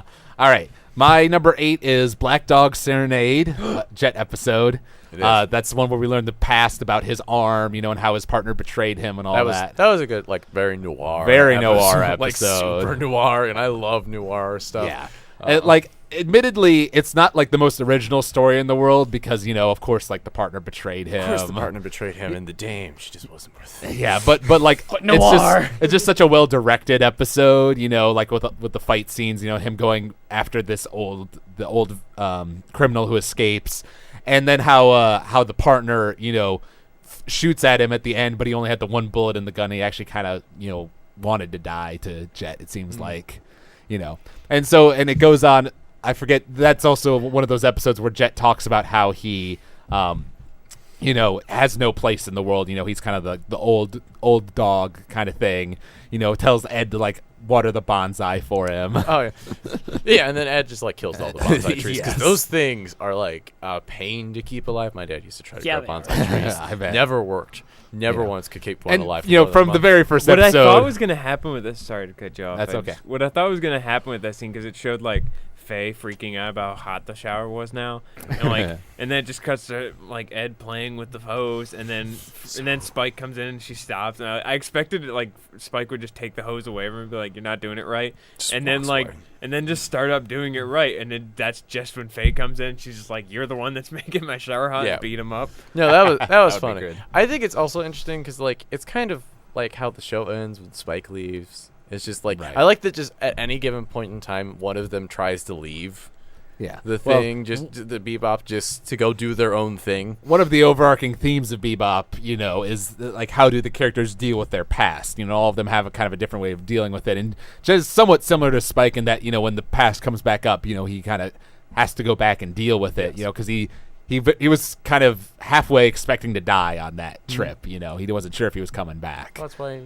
You know, but that was like the big mystery from episode 1. You wondered what happened to his arm, you know. So to get that episode to finally, you know, explain it and give him more tragedy, you know, and just coolness. more tragedy. Yes. All the tragedy. Benny, what is your number 8? Number 8. I've got my list here, but they're not in order, so I got to figure that out. Wow, I had mine all set up for the podcast. Yeah. What's up, You man? had all that time, Benny. Brother, do you have a pen? I just finished. I'd I make one finished final my. altercation. I finished right. my binge Better not 5 start minutes any before I drawing. got Pray to here, alter it okay. further. Oh, let's see. Oh yes, Here we go, it there we is go, worth there we go. noting that Benny did literally just finish the show like 30 minutes ago and has not seen every episode because he skipped over a couple. He skipped the wrong 2. He should have skipped the 2 before the 2 that he skipped. Yeah. Except you skipped Cowboy Funk and Brain Scratch. Yeah, which I've heard I should have watched, but I would have watched those too, but I had to skip ahead to watch the final 2 episodes because I figured those were good. Did you at least see Hard Luck Woman? I did not. That was What? That was the episode right before. That was the That episode before the one's 2 so episodes I watched. good. Like Scoob. Yeah. No, I looked up all the descriptions in the commercial break because Like- I knew I was going to miss a couple of them, so I looked up the descriptions for them, and that one's now on my list because Dude. it just sounded really good. I don't know. That should be your number 1 now. Yeah, Because you no. didn't do justice. Totally. It's you have to watch that episode. I'm gonna say Ganymede Elegy is probably All right, number 8. that's another one that I consideed because that's another good Jet episode. It is another. That's a good one. That's Yes. one of my lesser Jet episodes. I think my favorite Jet episode is Black Dog Serenade. But Yeah, I mean I like that one more, but Ganymede Elegy almost made it to my number 10. It was another Yeah, one in that Elegy's a good competition. episode. It was just good to see, like it. Like I mean, yes, that's the one where the dame's not. the whole my the partner dame's not betrayed with me and figuring out where his arm Couldn't get came the from dame. was interesting, but it was just nice. It was nice for me to see him be nice to everybody else, and like he like had this opportunity to really screw them over, and he just didn't. He's just like, I'm gonna turn you in, but I slipped it in so that he looks like he's okay, and so he's gonna get out early, and you'll be fine. And he's like looking out for his friends. See, it's funny about that one because that one actually. So I was watching this with my friend back home. He's big in the anime, but he had never seen Bebop, so we were watching it. He's like, "Oh, we'll watch this together," and he was complaining the entire time. He's like, "They're the worst bounty hunters ever." I'm like, "Shut up! They're good characters." Yeah, I was They gonna do. say, They are pretty bad bounty hunters. They don't though. get very many Well, bounties. They're pretty bad bounty. And to be fair though, in a lot of cases, like with the Chessmaster Hex, they could have gotten money, but they're more noble than that. See, but you know? that was my argument. I'm like, they're good people. But this was the one where it's like, because when Jet's flying after them, chasing them on the boat, when they're on the boat, and Spike's like, Jet's like, I got this. And Spike's like, you're not going to let him go, are you? No, I got this. Fine, I'll go away. I'm like, Spike, you don't have any room to talk. You have let so many bounties go by Yeah, this I was point. gonna say. So Like, there's no way you can have say it. no room. To be fair, he also killed a lot of them before he could bring them in. I like how I have to have this complaint. They see someone's dead, like, no, I can't They get the money. always- Yeah, that, Always let the I think bounties that's go. where Jet says that great quote about how he's the black dog who doesn't let go of his prey or whatever. Yeah. Because he's known as the Black Dog. That's why I love that one so much. That one's much higher on my Dog is- list. Oh yeah. I love that episode because he like has the watch that's stopped. You know, he comes and talks to her about how she left and he decided to change his life. Oh, yeah, and they after have she that didn't whole come like back. illusion of like time stopped when he left, but it never really stopped. Yeah, that whole thing. But what I really liked about that episode is what she says at the end, because I have it here as a quote. She says, "That's just how you were back then. You decided everything. In the end, you were always right. When I was there, I never had to do anything for myself. All I had to do was hang on to your arm like a child without a care in the world. I want to live my own life, make my own decisions, even if they were terrible mistakes." And so I just think that's interesting because Jet does sort of strike me as the guy who'd be like there, making the That was such decisions. a great line. Yeah. Yeah, well, see, that's I what was explains just- his character now. How he protecting isn't- her. Yeah, exactly. Which he's always been a protector. That's his thing. But like, even though he's accepted that, like he was never really mad at her, and he came back, like you said, just to ask why. And seeing that even at the end there, he helped her out in the end. Yeah. Because he does care, and he just wants him to protect her now. Mm-hmm. So Exactly. Number 8, Mr. McNulty. my number 8, I put as Mushroom Samba. Great Because episode. it was just a Great funny one. episode. Like It's a that, fun- it was just so like with great the episode. with what is it? Toys in the Attic. It was just a funny episode, enjoyable, and like Yeah. you guys were saying. Yeah, for me, Mushroom Samba's higher on my list. It It's is. also higher on mine, too. It is one of the funniest episodes of the entire show for sure. I love Mushroom Samba, especially because Ein. It shows how smart Ein is because like that one conversation between Ein and the cow at the end, like literally changes so much about Ein. Like just so much for Is him. that For what me, brought to the- number the- one character? Ein's best part for me was when he was just hopping. Yes, after on eating the the Oh yeah, because he's shrooms. on the mushrooms. So good. It makes me think of this GIF I saw. It was like a reaction GIF where it's like, nope, Yeah, nope, you have nope, Spike climbing up the endless stairs, Faye swimming through the water. Yeah. I forget what Jet is doing. Just sitting there like, I know everything the universe Oh, that's right. love. He's talking to his bonsai. They all get high. It's great. Yeah, it's really amazing. Yeah, it's kind of like a parody of like blaxploitation films at the same time. I laughed so hard when like it was just like him climbing up the stairs, but then it cut out to real life, and Ed was just watching him. He was just like stepping onto that single step, not going anywhere. Although it is worth noting that was the episode where we realized that the show was a little bit on the racist side. By a little bit, I mean a lot of it. I guess, but it was a silly episode. It wasn't trying to be But mean-spirited. at first I was like, oh my god, this show's really aggressive. There's like actual black people in an anime. That's weird. Wait, all of them are either evil or idiots. And then literally one of them stops to buy watermelon, and that's how Ed breaks into their car. That's not true, though. Oh my god, I know that didn't even register until you said it just now. It does, though. Oh my god. That's not entirely true, though, because you have like the I mean, the guy in watermelon's good. I just thought, hey, I guess he just likes Except watermelon. for the bounty That's hunter fine. guy. the guy in the show, who you He's see in the last fine. episode is an actual, character. And one of Jet's friends in the ISSP, he's a black guy, Yeah, and but he's a there's good like character. so many pretty much every other black person is either an idiot or evil in this show. And that's a very blatant thing you said, like. and then and then they stopped to buy the watermelon, and we're like, yeah, this is the show being a little bit on the racist side. And then the other black people in that episode were drug dealers, and I'm like, anime. I don't. I mean, I will defend though that in the point of the watermelon thing, like everyone likes watermelon, so you're more racist for pointing it out. I mean, would it have been racist if it just some Mexican guy came up and ordered That's a watermelon? racist, actually. It's not a racist conversation, I was going to say. Either way, the episode was fun. We No, can the just episode was agree on great. that. One of my favorite jokes, actually, from that episode is when the guy is he's going to get the drug dealer, and he's pulling this coffin. He's talking about, like, I've been pulling this coffin around because you killed my brother, and now I'm going to put you in it. And then the truck just drives over it. That was awesome. That I love. I laugh at that every single time. It's so good. All right. On to number 7 now. Well, you skipped Andrew. Yeah, I have my number 8. Oh, you were talking about Mushroom Samba. He I'm has sorry. Mushroom Samba. He- No, he my did. mushroom. Like I said, Mushroom he- Samba's I'm sorry. We are one person. That's So right. my number 8 is Speak Like a Child.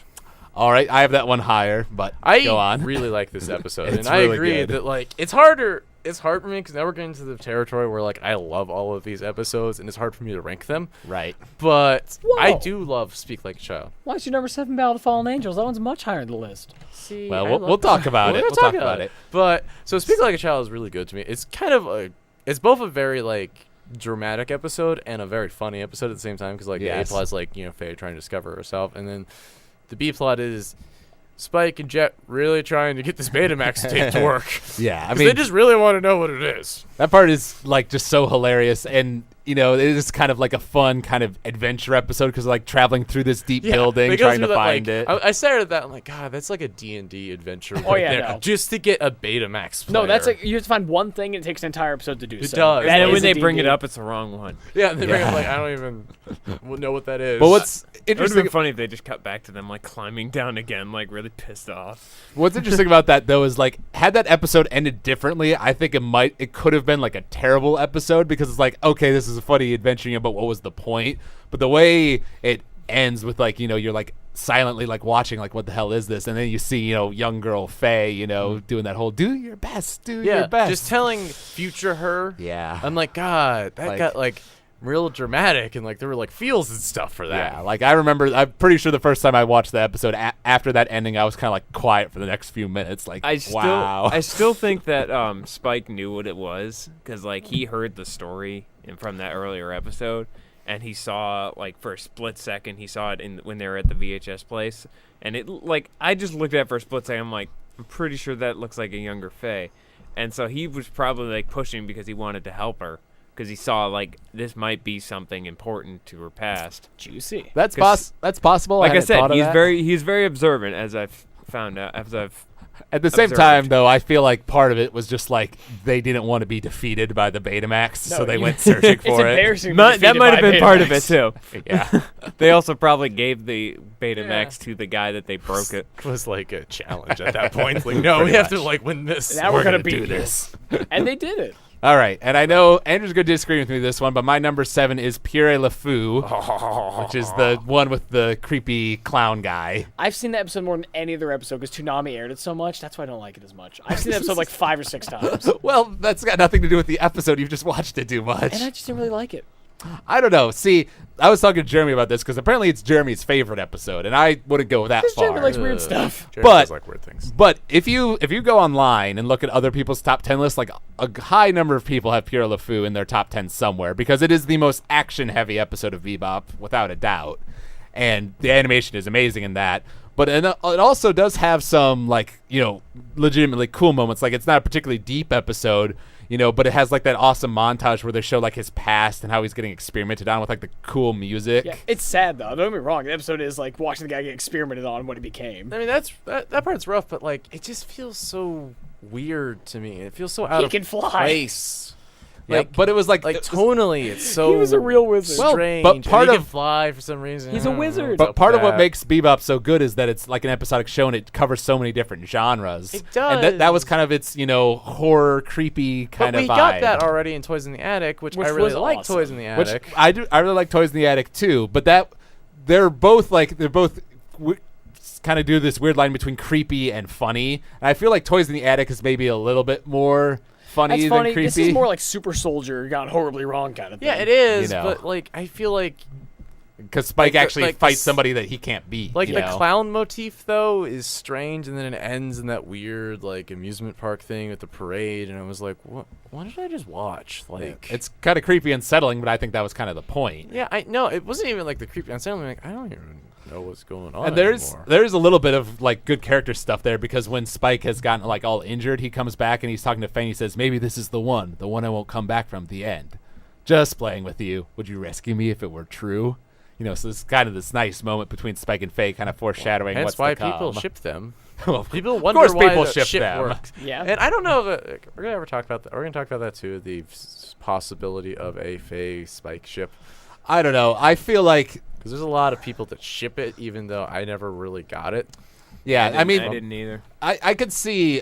I think Faye definitely cares about Spike quite a lot, especially especially by in the end, the, you can tell. by They the had more. end. They had more like a friendly rivalry. But than Spike loved Julia. He you know? loves. No, he loves. He Julia, did. and I don't she's think he still ever had alive. any real romantic feelings for Faye, even though I do think he did care about her. He came and saved her in Ballad Also, of Fallen AMV Angels. Hell He cares about ruined her as that like a scene where she person. gets killed. Who's like like a what? friend. AMV Hell, you ever heard of that? Oh no, I That ain't hell, ruined that scene where Julia gets killed.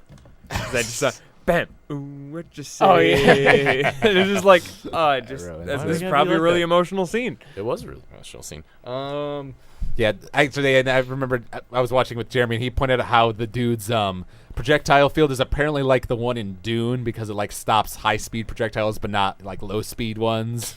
And that's kind of why he gets defeated in the end because the knife hits him, and he's got like the mind of a child, so he just starts crying and all that. Yeah. The whole thing about Spike's, two eyes, two different colored eyes. Okay, that part was cool. I do like that. The two different color eyes With and the one cat. and the one that sees, the future, and the one that sees the past, or not the future, the present, and the one that sees the past. So he's only getting snippets.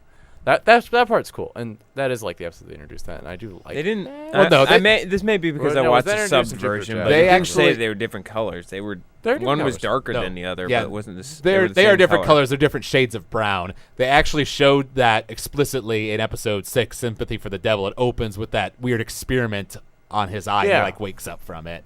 So we had known before that. It was just more of a reminder, like, It hey, was. Spike It has was different bringing colored that up eyes. again. Yeah, no.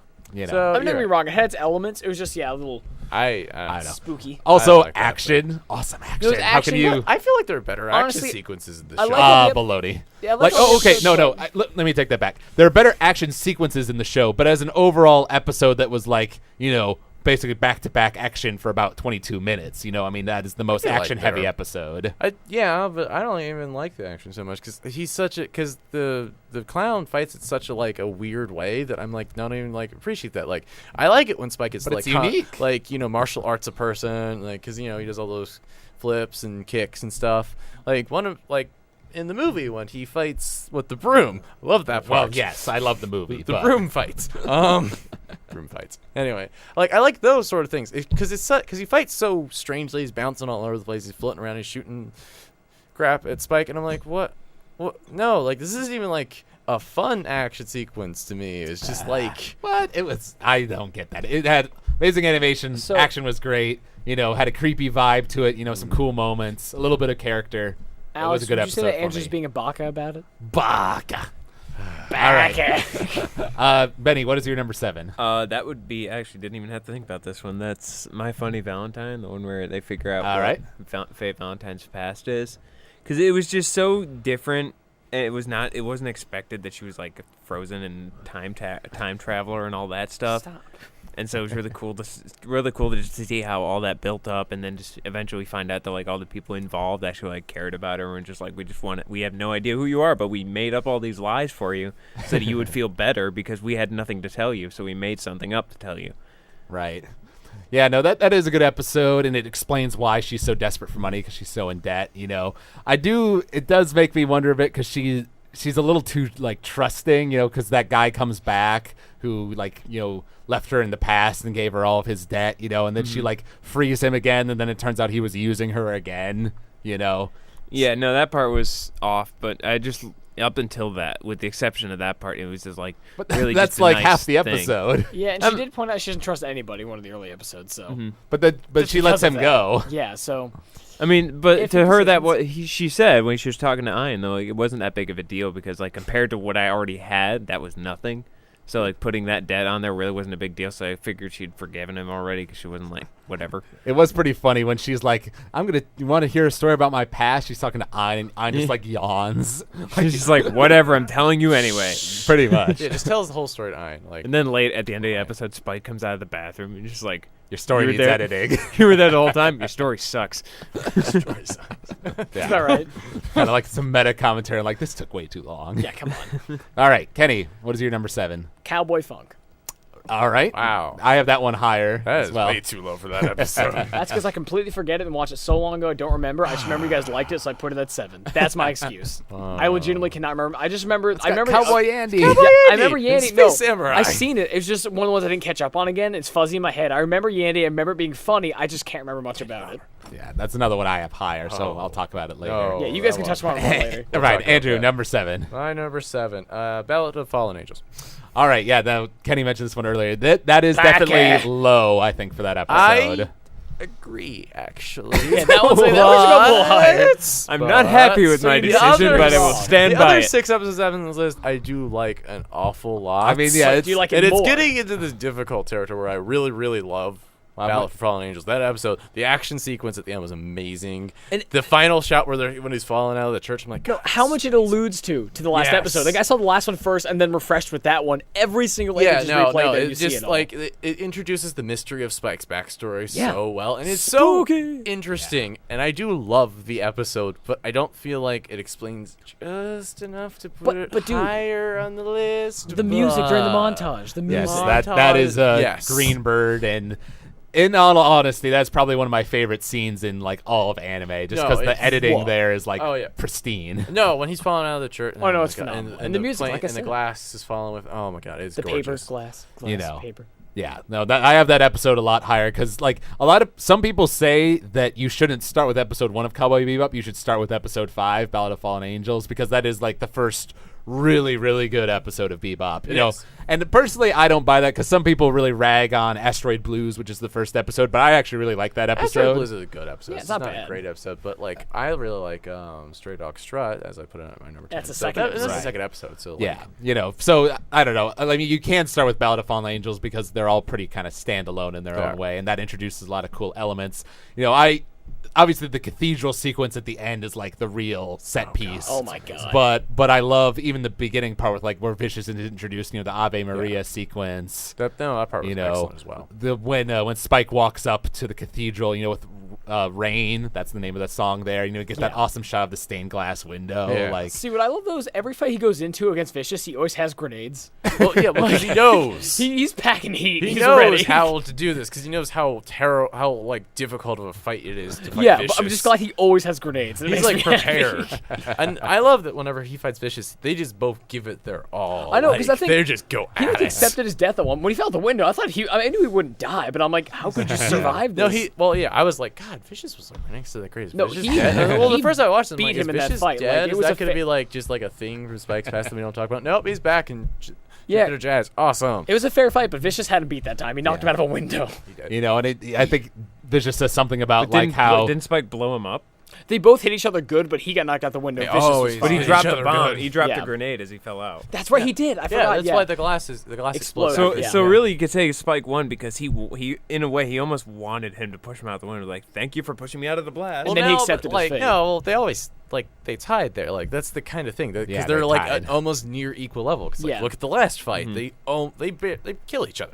yeah. Probably. I have a theory against that. Well, we'll talk about that. We'll defend. We'll argue that He when has- we get to the he's- last. I remember episodes. in that sequence, Vicious says something about how like he's like a demon, and Spike says something like, "I bled all that blood out of me long ago." He's like, "Then why are you still alive?" You know, and that's And when then like, he they was after him, shoot yeah. each other. You know, so just such a good episode, and there's a great moment there at the end too where. He remembers Julia singing to him, and then it turns into Faye, and she's like, "Oh, you're awake," and he gets her over. You're off key. You're off key, and she like hits him. And then, that's what I love about that. He gets hit so much no matter what. He does. Like the first time when he goes to yell at her in the shower. And so many times in the show, he ends up in like a full body cast. Like, how are his more bones than not once. permanently broken? it's the Spike They life really because it gets stronger. Clearly. He has that Cowboy All right. Bebop. So number For 6, me, then? number 6, one mentioned before, Speak Like a Child. Excellent episode. Yeah, same things we talked about before. You know, it's just funny seeing them go for the VCR, not ZVR. GTR. Betamax, sorry. And you know, and then the last scene, you know, like I said, like, you know, the earlier part of the episode is good, you know, but that last episode is really what makes it great, and I get like chills every time I watch it. Every time. If I played it right now. Yeah, probably. All right. You know, like Googling it now. it was so so good to watch it for the first time, you know, being surprised by all that and watching Faye's like kind of reaction to it, you know, her being all optimistic in the past and her not remembering anything about it. Uh-oh. Indeed. Benny, what is your number 6? Probably the same thing. I'd say Speak Like a Child? Child is really good. All right, anything you want to add? No, you were pretty accurate. Like I think we've talked about it several times. These two have brought it up already. So All right. I mean, that's anything I haven't already said. No, not really. Fair enough. Staying Kenny. on the Faye train, Hard Luck Woman is my number 6. All right. So that's the penultimate episode, you know, the third to last episode, the one Yeah. before Real Folk For Blues. Faye's official, everything that she finally learns what happens to her. Yes, So that's- that is the one you didn't see, but you read about. Yes. Yeah. It's an excellent Yeah, episode. no, that's another one I have up here on my list. It's on my list. It's a terrific episode. You know, the stuff with Ed searching for her, finding her Her dad. dad, who cares about her for 2 seconds, then leaves. Yes, which Because goes it looks absolutely like it was nowhere. going to be awesome. I'm like, oh, look, they're just like each other. And they are just like each other, where the They really attention are. span is non-existent. I also appreciate the fact that Dad is like 7 feet tall and beats Spike like it's nothing. Oh, yeah, no, Spike is because Spike's Well, like no, up to Spike his just like hip. keeps attacking him, and it's just nothing happens. Yeah, he just headbutts him, says, yeah, whatever. He gets punched. He's like, he doesn't even notice him. He's like, yeah, get out of the way. Oh, look, an explosion, and then Yeah. leaves. You can tell that is Ed's dad. You know, Well, they do this. They have the stupidest job. Of course they do. We're gonna create order out of chaos by making maps out of the meteorites, but the meteorites fall every day. Exactly. That's why we gotta keep working. Thanks, guys. It's I something, mean, again, that I Ed's mean, dad if would you do. get people to pay you for that, then you'll have. Well, a they job. don't have people paying They're them for just it. doing it because they're stupid. It's- Yeah, and he that's can never not remember his cool. intern's name. But I mean, why I liked it though, why it's 6 is like the fact, like Faye going back to her house, having all the images of like the old world as it's slowly coming back to her, seeing like the transition between that, meeting an old friend of hers from her graduating class. Actually- it's just it brought Oh yeah, everything the together. graduating class, the old lady. She's like, Yeah, the old woman. You look like I this." know who you are. Those lines about when she's talking to Ed about how finding yeah. a home is the best thing there is. No, like finding That's where so you sad. belong is the best. Yes. I, That's that what Ed that I means. love that episode. Just that line. She's like, Ed, you just have to find somewhere you belong, because belonging is the best thing that there is. And I'm like, God, why you gotta And be then like that? Ed and Ein leave. And then that's it's what like, it's sad. Ein, you can't come with me. And Ein's like, nope, come with. Yeah. I'm like, and then okay, leave the come. little thing for them. Yeah, because the sequence where she's running towards the house, seeing the memories, and then you get there, goes all white, and then it fades into just the broken house, Yeah. soul crushing, and then that starts the call me sequence, which is one of the best, both musically and visually, like story wise, everything. One of the best sequences in the It show. Because it's so sad when like Ed gives Spike like the little, what do you want to call it, the propeller, Yeah. and then like when they see that she's left them the big put the message, they start propeller. eating the eggs all passive aggressively. and Ein comes with Ed, and they go off into the sunset, and Faye's laying there where her bed used to be because she draws out the little box. It's just depression circle while they're eating eggs. If all things to eat good. when you're sad, eggs It is the is. worst. I Just know. passive You see the aggressive. propeller taped up to the front of the Bebop at the end, like That wrecked it. That's what got me in the end. I was like, nope. and like what? And the last line was like, "See you, Space Girl, somewhere, someday," or something like that. Yeah. Cowgirl, maybe that was it. That was really emotional. Got It's punched an emotional episode, but it's like telling that they were like, okay, we know the last 2 episodes are going to be tragic, so we're getting Ein and Ed out now. Yeah, we Yeah. need to get them out of the way. Make so that it we can more get the rest of tragic by just removing them. Don't make their removal tragic. Just remove them, and it suddenly becomes more tragic. There you them. go. We need to stay serious for the last 2 episodes. Clearly. There's less cushion. to the Andrew, sadness. you're number 6. My number 6, Mushroom Samba. All right. Mushroom Samba, excellent episode. Great Ein episode. Great Ed and Ein episode. Their pairing is amazing. And Yes. the cow, I cannot You stress could that just cow thing. tell people, oh, it's the one where they get high. It's the one where they eat all the mushrooms. It's really funny. You got high on best way. It's in the title, so. It's Best really, way to talk about really it. funny. Yeah, no. I mean, we've talked about it already. It's great. And now to the top 5. Indeed. Well, my number 5 is going to sound familiar. Hard Luck Woman. Yeah. Hey, we were close. Yeah. No, I mean, like, we're getting the top 5. These are where it's really hard to rank because I love all of them to death. But everything I said before, I forgot to mention it. The scene where Faye is in the shower and she remembers the accident, and you see that shot of like the moon cracking that you've Yeah. seen in the Yeah, that past. was It was the awesome. shot of the window cracking. You see the explosion and the blood, and that was answering so many questions we'd had. It does. It You was know. so interesting. Yeah, and like I said, Call Me is one of my favorite songs in the soundtrack, and I get some. I have to hold back tears every time I watch it because it's like, Ed and I are leaving. It's Very so emotional, sad. Alex. I am. You cry a lot when in it anime. comes. We'll talk about this in the last episode, but I was freaking out because he started getting misty-eyed, and then roommate upstairs girl. was my freaking housemate out. Rachel. She started she was making like squeaky noises. So I'm like, what's happening? Her boyfriend's favorite. This is one of her favorite shows ever, and her boyfriend. This is his favorite show of like all time, Right. like of any TV show ever. So he's like so they're both very into this show. So watching, that's why I wanted to have it in my place because she wanted to watch the Yes. ending. She wanted to watch me watch the ending, which we're Exactly. going to talk about the ending. Here Oh, we're shortly. gonna be Yeah. talking about it. Don't you worry. What is your number 5, Benny? At number 5, that would be Jammin' with Edward. All right, so the introduction of Edward. That's interesting. That's pretty high ranking. That is pretty high. I ranking. It's my I favorite really episode. liked didn't I liked that how they much. brought him in. I liked how Her. they Her. her in. Sorry, the name keeps throwing me off. Trips you Well, up.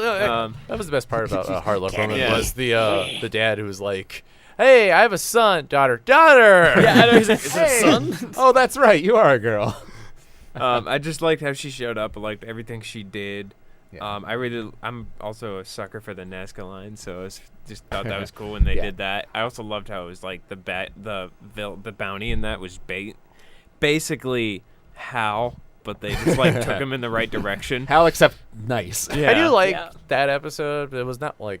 I mean, it's not even my top 10. 'Cause, like, it's not that. I don't know. Yeah, like it's another one of those ones that I say it's really good. There's not anything wrong with it. It's just not as Well, good as my it's favorite. not That's like- all Bebop. It's all like you can argue most of it's like Well, really yeah, good, and then except for one, but we'll talk about that. Eh, Then Or that would go on the two. list of like with Mushroom Samba with Cowboy Funk as like some of the funniest episodes. Yeah. The Ed introduction And- episode. Yeah, it's probably more why it's up there. Funny means a lot to me, so There you go. helps push it up. Kenny, you're number 5. I had Black Dog Serenade because again, Jet's my favorite character. So Okay, so anything to add on that I one? mean, you pretty much touched on it all before. Just learning more about the mystery of his arm, which is again one of the cool things I liked about him as a kid. Because I'm like, metal arm, he's like a wizard. So then I He's saw the Full Metal Alchemist. I got his Full Metal Alchemist arm. So I'm like sacrificing your mom to devil Satan stuff. He's like, yeah, Devil Satan. it was different. So it was cool to learn about that. That's why I liked it a lot. All right, fair enough. You're number 5. Okay, so my number 5 is kind of a controversial choice. All right. And I don't. I think I know what it is. It's kind of hard for me to talk about this one You because just gotta say it, man. it's Walter Venus. You're wrong. oh, all right. See, I was expecting that one. I really I know that probably to in the grand scheme of this show, it was probably not looked at as one of the better ones. But Actually, looking online, a number of people really do like it. It almost made my number 10. I was fighting between that and Yeah, I Devil, almost did the same, Sympathy for the Devil. It's I a good episode. really like this episode. I like because it kind of turns around on you a few times. Because first this guy's like, train me, and he's like, I don't care. And Then he kind of looks into it a little bit. He finds out about the sister. I think that's really interesting. I like the setting of Venus. I think that's like one of the more interesting settings that they go to in the show. It's beautiful. It is a gorgeous place. It's floating cities. And I don't know about you guys, but I had some real feels when she at the end of that episode. And Where's my brother? When she's like, "Where's my brother?" And he's like, He's just silent the entire time. Yeah, see, personally, I didn't get as attached to the girl as much because we didn't get much time with her, but the relationship between Spike and Rocco, definitely. Yeah, I really felt for actually both of them. I really He has to liked be like both. Waterman. It was kind of because I liked both of them like a little bit, but since they were both there, I really liked them together, and then that ending like really got to me. Yeah, and the part where he quotes gently, talking about flowing like water, is great. Yeah, that part's really interesting. It's a cool Spike episode that doesn't have to do with the main plot. It's just about him. See, it makes sense for his laid back demeanor. Why he fights like that? He even fights relaxed. Yeah, I know. Well, because that's what helps you win. And that's how you know. Yeah, you win. I think that's kind of I don't know. I figured you guys would disagree with me a little bit more on this. Yeah, one. I mean, I would not rank it that high, but it is a good episode. I will say I was rewatching it the other day, and it is painful to watch because he's fighting the dudes near the end, and he flips the one over his shoulder, and he's all happy, and he gets shot in the same. Yeah, and you see the flower break and all that. Yeah. It's Oh my god! And I just love the imagery in that episode. That's I think also it's one a of the few gorgeous episodes episode. where you actually see them get bounties because at the beginning of the episode they get all those people and they actually get the money. Yeah, no, I can only recall a few episodes where they actually successfully get bounties. There's 3 or 4 episodes where they actually get paid. They get enough money to run off of. And then at the end when he's talking, she's like, "What was my brother really like?" And he's like, even though you can't see, you knew him better than anyone, kind of thing. Yeah, That I was a love nice that. note to end it on. Yeah, Well, exactly there's that ridiculous. one episode where I wasn't sure if he got the bounty for it. What was it called? Ganymede Elegy. Elegy. Elegy. Yeah. I wasn't sure if they got the bounty for that because he did. He was there. He was there when the cops yeah, turned, man, cops they came definitely over. got the bounty. They got the bounty because they turned him in. That was 1.8 million or something, right? Yeah, that's how they got a lot of the money they're running off of. Yeah, because you jump into the random episodes and time skips by, and very frequently they're out of food or something's broken. So it's hard to tell if they are actually having money or not. Well, I guess space fuel cost. I'm guessing a lot of money, especially for the Bebops. Either that or Especially 'cause they keep letting Woolongs aren't everybody worth go, as much so. as they're thinking they That are. or Ein's just absorbing all the money. That was something I was talking about. Jeremy He's actually secretly stealing it. That's where Ed. That's why he left with Ed. Is they're gonna figure it out soon enough. I'm gonna just take my stash and one go of buy the stuff. one of the things I love about Bebop is that it's kind of like the original Star Wars films. It's got that used universe feel where does. everything is kind of beat up and scruffed and I love everything. the used universe kind of motif. I don't Yeah, think no. it's there's that. There's Star Wars. Firefly does that pretty well. Firefly is Cowboy Bebop. It is in a lot of ways. There is a lot of they have a lot of similarities. Although they are much more stressed to succeed in Firefly than they are in Bebop. Well, no, I wouldn't even go that far because But they let a lot of things. I feel go like 'cause that's they're probably good because people. Spike's so laid back. He feels less pressure, and so you feel less pressure. But No, I mean in Firefly, they're good people just as much as they let a lot of jobs go in Firefly because they're good people and not because they want money. The second episode of Firefly is the one where they steal from the train, and they steal the cure for this town, and then they go to this town. And they realize that all these people are dying if they don't give this Cure to them. drug back. So they're like, well, I guess we have to give it back now. Even though it will piss off the crime lord who hired us for this, who likes to skin people alive. Yeah, Nietzsche wasn't Right. happy about that. Yeah, Nisha was not happy about that. All right. My number 4 is one we talked about, Mushroom Samba. Kind of already Excellent episode. said my due on that, but it's definitely one of the funniest episodes of the show. It's one that I look forward to rewatching every time I get out my Cowboy Bebop Blu-ray. So, great episode. Mushroom Samba. Blu-ray. Benny, what's your number 4? that would be Real Folk Blues Part 1. Okay. So you split them up into separate Yeah. episods because I ranked them as... I didn't think we could do that, Alex. I thought we could split Well, them up. they're essentially... I disagree with your rules, and I replaced them with my own. They are... needed that. They are because otherwise things are essentially getting thrown off my both list. both Jupiter Jazz and the but Real easier. Folk Blues are essentially one episode split into 2 parts. That's the way I see it. Well, I divided one episode into 2 parts and only put one part on there, so I figured it'd be fair to All right. make it 2. Well, yeah. I mean, I do think the Real Folk Blues Part 1 is extremely good still, but it's Part 2 that's the real crowning jewel. But no, that episode is great, and I'm getting to that point. All right. Oh yeah. No.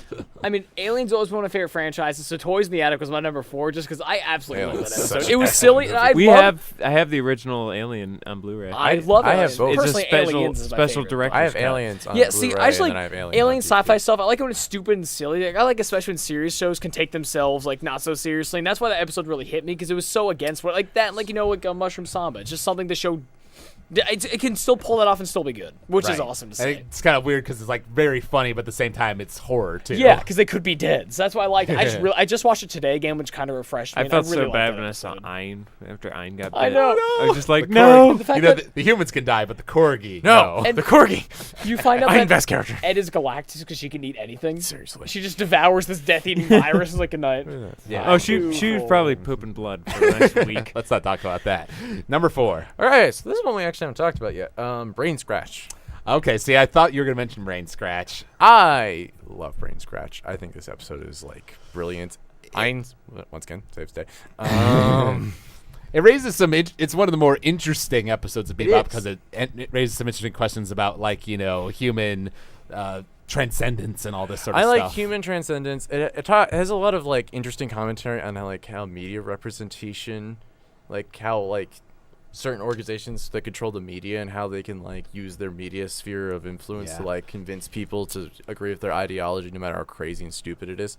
I do feel like And God, that was on every channel. watching that because I was rewatching that episode recently. That like first 3 minutes or whatever, it's just going through all the TV channels. Like does Yeah. get a little repetitive. I think after a while, and then they bring it back at the end. I do feel like if that episode was made in the modern day, they'd be talking about the internet rather than TV. They would, Oh, but yeah. like I do think it's. I mean, at the same time, like you could talk about how like media representation works, like how Fox News or like CNN like have like these huge cultivating amounts of influence on like how people think and feel about like certain issues. And I think that episode does a really good job of like talking about that issue and kind of like a, like because the characters like they don't care Yeah. about it, but like the show brings it up in this kind of a smart way. So I know. Like for me, Brain Scratch is a good episode. It's one I enjoy. It is another one of those ones that kind of stands out because it is weird tonally. No other episode of Bebop is quite like that. As far as being creepy and intellectual and all that. It is creepy and intellectual and very sci-fi. Like they really took the sci-fi hard by that one. Personally, the part I care about with that episode is like the last 5 minutes where Spike has that last conversation with the guy, and Yeah. then they disconnect him, and he's like saying like no, like I don't want to disappear as like the face gets more and more like 3D, like Yeah. deformed into just the graphics. Yeah, I like that was really unsettling and like a great scene. I think the rest of the episode, is like a little boring at times. See, I really like the episode a lot, as I see. Also, once again, Ein saved day. That's true. Number Ein one. best character. Ein is number 1. Get it? Hey. Hey. I don't. Kenny, Benny, what do you guys think about that episode?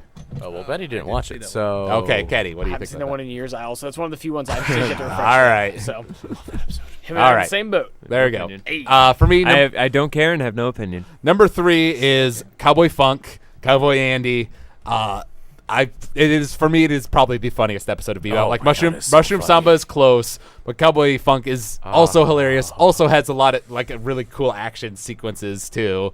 And I love how Spike and Andy are basically like the same. Except Andy is just maybe a little bit more extreme than Spike is a little bit more silly. But the whole rivalry, like how Spike's always listening for his whistling. Oh, I love that. And he's just like he shows up and he talks to like the Teddy Bomber, and Yeah. he's just like, "Hey, I'm trying to shh. I don't care." Yeah, I'm the listening. poor Teddy Bomber keeps Do on you trying to hear? to explain his reasoning and just keeps getting shut down by See, them. I keep because they getting don't snippets care. of that one because I've seen that one, and I episode keep getting snippets of is remembering excellent. it. I remember it being funny. It's a great episode, so I just love it. We'll talk about Benny, where what it is your on number my 3? list. Number 3, that would be part 2 of the Real Folk Real Blues. Folk Blues. Interesting. That's kind of Then what's your number That's- one? Now I'm that's it. wondering. that's an interesting. Like that's Yes. a bold move. Yeah. Well, yeah. I mean, I've seen some people not rank the Real Folk Blues at number 1. I mean, Certainly. I didn't. Well, it Oh, was wrong. really good, but the reason why it's not my number 1 is because it wasn't as exciting as I thought it was going to be or as I felt it should have been. But What about that last? so well. No, It no, does. no, no. He stormed the syndicate. No, that by was himself. awesome. He With stormed the grenades! syndicate way too fast. And No, then he didn't. He just breezed Julia right dies, and then there's a shotgun, and she dies. Did you see the sad part where she And dies? I already told didn't I already cover the fact that AMV Hells ruined me for that scene? But that doesn't mean she still didn't die. All the emotion for that scene was ruined for me because of that, and I'm sure that's a major part of why it's not as effective. But How about this? We will just move it to your number 2 and we can stop her. No, he's allowed to have his opinion. I mean, I won't lie. It's number 2 and 3 they're both pretty much tied between that one and Oh yeah, no, it's Mushroom phenomenal. I can Samba. understand. Mushroom Samba was really funny, so I put in 2 for 2 and 3. They're both tied with each other. I see. All right. Well, I disagree, but that's okay. Kenny, what's your number 3? Again, Jet's my favorite character in his first big episode, so Ganymede Elegy is my third favorite because that's the first backstory thing you really get. For See, him. I think that's interesting because I didn't like that one as much as Black Dog Serenade. The I only think reason I Black picked Dog it above Serenade that is because it's his first, and that's what really got me to like Jet a lot more.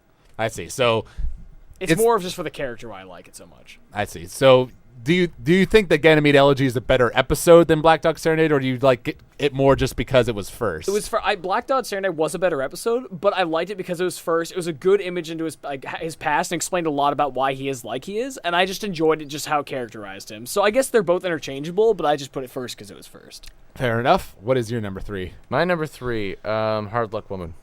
All right. Solid Good choice. Solid. Excellent episode.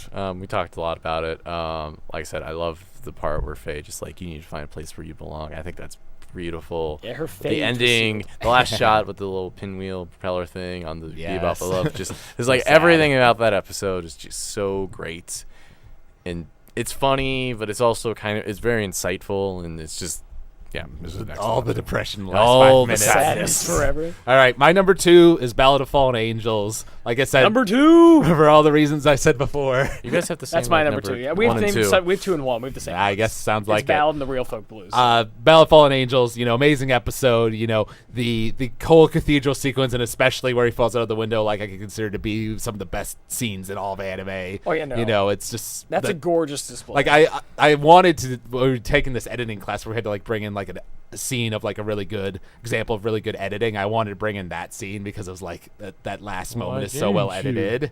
I forget which. It was because it had to be from a movie, and I ended up choosing Up, the montage from Up. Oh, instead, that's also which is also excellent. But editing sequence. that's I've talked. overhyped for me. I've just heard too much. It just keep We'll getting talk higher about your bad taste later. You might not like the movie, but like that sequence. oh, it's beautiful. Yeah, the No, opening it's very well montage. done. It was totally well done. But yeah, even the stuff before that, the Ave Maria sequence, all the setup, the introduction of Vicious, the great dialogue, first really, really great episode of Bebop in And my the fight. mind. And the fight. Oh god, that Benny, fight. number 2. Number 2, well, we already talked about it. It's kind of like between Mushroom Samba and part 2 of the Hard Folk Blues. Comedy. Real Folk Blues. Real Folk Blues, sorry. Hard Luck Luck Woman. Woman is starting to sound like it would be my number It 2 if I'd should seen be. it, but it's one of the, unfortunately, pretty much the only real episode that I missed. Well, like Cowboy Funk. Yeah, that one. And Brain Scratch. All right, I missed a I like couple. Brain I'll admit. Scratch. But yeah, I'd say it's between those two, but it would be Hard Luck Woman if I've probably seen it. Fair enough. So you're We have number the same 2. one. You and I have the same next 2. Anything to add? Just the Battle of Fallen Angels. It was again the first. I loved the first 2 episodes, but that was the first one that got me kicking in the series. When I saw that, I was like, oh, because like I didn't see any plot episodes obviously before the main plot, and that was just because I saw Vicious at the end. That's the only time I saw him. So seeing how they first met and how immediately vicious he was to put like the names into the words, like I didn't realize that he pretty much killed Spike in the first 5 episodes. Like they almost killed each other, and then he was fine. The body cast. Then he was fine. All right. That was great. Andrew, number 2. Real Folk Blues. All right. So I Interesting guess choice. I Alex guess. Well, disagrees. since it's your number 1, so I guess It's my number 1. It's Kenny's number 1. So I guess now is clearly. the time we can talk about this, right? Okay, yes. You had it at number 4 and 3, respectively. 3 and 2. All right, guys, the ending Okay, of Bebop. 3 and Let's 2. do this. I've been waiting the whole time. Yes, and because we watched Hard Luck Woman and Real Folk Blues Part 1 and 2 All together. at Andrew's place. My place. Just a week I ago. had a thing. Actually, hold on. Do we want to talk about like Benny? Do you have another different number 1 than Real Folk For Blues? one, He mine's does. Ballad of Fallen Angels. We already talked about All right. that. So and Your then number 1. my number 1 is Cowboy Funk. Oh, really? So that's your favorite episode. That episode so much. That's fair. Respectable Like, choice, but It is like but Alex disagrees. amazingly funny. it's all those things. It's an amazing episode. Like I said, it's my number 3, but does it really overstep the dramaticness of the Real Folk Blues? So Is here, that a part she died? here's the key behind this, and this was like a difficult choice for me. I had to really think about this. I could have picked first off, picking Real Folk Blues is like the easy way out because, like, of course, it was gonna be on everybody's top #1 list. Second, Cowboy Funk was the episode I enjoyed watching the most. That's fair. Like, I have not like had as much fun watching a TV show since like Gurren Lagann like an episode. or Kill la Kill. Actually, I guess I watched Kill la Kill last. So yeah, Kill la Kill was a good time too. But yes, it is. like, I love that. I think that episode is just funny and amazing, and like just the ending where he's like, maybe I'll just go off and be a samurai, and then it just shows him. Apparently somebody likes it too, because apparently Andy also has a cameo in the movie, and apparently he's in the background of one scene dressed up as a samurai. Oh, see, I totally missed that. I didn't know that. Space Samurai. See you later, Space Samurai. All right. Well, that's a respectable choice. So finally, Real Folk Blues. The Real Folk Blues, parts 1 and 2. I was talking about this on I was making this, I have this little anime blog thing. I forget what I was talking about, but I was basically talking about how I have this theory that there's no such thing as a perfect TV show or a perfect movie, because nothing is like completely flawless from start to finish. But I do believe there are such things as perfect scenes and perfect episodes where, like, you know, everything within them works the way it's supposed to.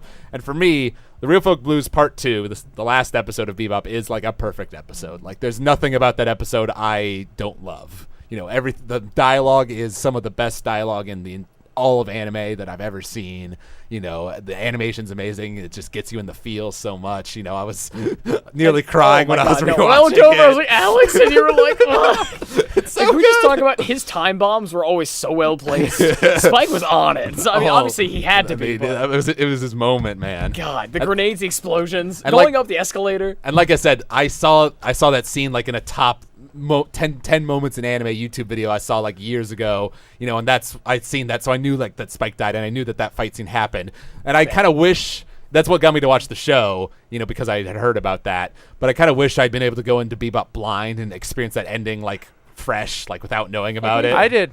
Like We you did. did. I literally just did watched as well. that for like Hell, Dib and Alex. knowing So all of us- nothing. yeah, see, but even then, like, even though I knew what the ending was, watching the entire TV show and getting context for everything, and then seeing the last 2 episodes, like, it hit me way harder than just watching the YouTube video ever did. Yeah, oh yeah, no, you have to have the context behind it. It was. I think the It's climax just is the amazing. righteous feeling of watching them finally take down each other. Like, really, you want to see You know. Vicious die, but at the same time. And it's worth noting that Steve Blum, you know, the voice actor for Spike, not only has Bang tattooed like on his arm or something, but also when Toonami aired its last episode back when it ended, the last thing he said was Bang. You know? I remember that. I do And remember that. it is, you know, Bebop is considered to be one of the best endings in all of anime by pretty much everybody, you know, and those last words, bang, are like, you know, synonymous with the anime fandom, you know, because, you know, Bebop is one of those shows that didn't do as well in Japan, surprisingly enough, but in America has like become this cult classic because it was on Toonami. I did look into that because I did hear about that before I watched the show, and I was like, oh, I wonder what that's all about, because I hear this is fantastic. It's very Western in style, and It the is. Japanese, like, they didn't like Trigun very much, they didn't like Redline very much. You know, It is a very like, well, because like it's a cowboy show. Yeah, exactly. So, Space and, cowboy. and then there's a lot of noir elements, and that was not so popular. But it's funny because like apparently it also has like a lot of like the Yakuza type film, like that's like a film Oh, yeah, genre right. in Japan. You know. And that has like never been any amount popular, and that's where all the syndicate stuff comes from. Yeah. Which is like the main plot. So I think it's interesting that like they don't. Yeah. But then again, the main plot only takes up 5 episodes. It you know, does. of a 26 episode Yeah, series. no, I can totally see that. It's kind of like with games too. Like Metroid Prime is a lot bigger. I just here. think it's funny that like it wasn't very successful in Japan. Then why did Toonami think that this would be like? Well, it's Well, also, they knew it, you know. I mean, just looking at it, it's so cool, and I know. it is so Western. You It know, is it's aimed very. at us. It is Cowboys, very Yeah, Western. and the fact that the dub was show. phenomenal. So. Well, Yes. I mean, yeah. obviously, you know. And I'm just gonna talk about some of my favorite like scenes and quotes from that, because there's like so many quotable lines in all these episodes. Bang, bang, like bang. how Jet says that story about how you know, seeing Kilimanjaro, you know, and all the clear white, you know, and then he says, I hate stories like that. Men only think about the past right before their death, as if they were searching frantically for proof that they were really alive. You know, and so that's just such a good line. You know, I had made this list on my blog of like my top 25 anime speeches, and that made it on there because it's like, that's such a good speech. You know, later on, Spike has the speech about, you know, the cat who lived a million lives, died, and, you know, lived a million lives, or died a million times, lived a million lives. That's what I should say. You know, he ends it all by saying, I hate that story. I never liked cats, you know that. You know, and then he and Jet have like the awkward laugh kind of thing, because, you know, Jet is fully aware of, you know, the inevitability of what Spike is going to do. And probably my favorite. Like, obviously the ending sequences, the real folk blues where the ending theme starts playing, and like his whole storming of the syndicate, this, like, murder spree is amazing. But probably my favorite scene in the entire series maybe is the last conversation between Faye and Spike, because he has that whole thing about look into my eyes, one of those is fake because I lost an accident. Since then, I've been seeing the past in one eye and the present in the other. So I thought I could only see patches of reality, never the whole picture. Faye says, "Don't tell me things like that. You never told me anything about yourself. So don't tell me now.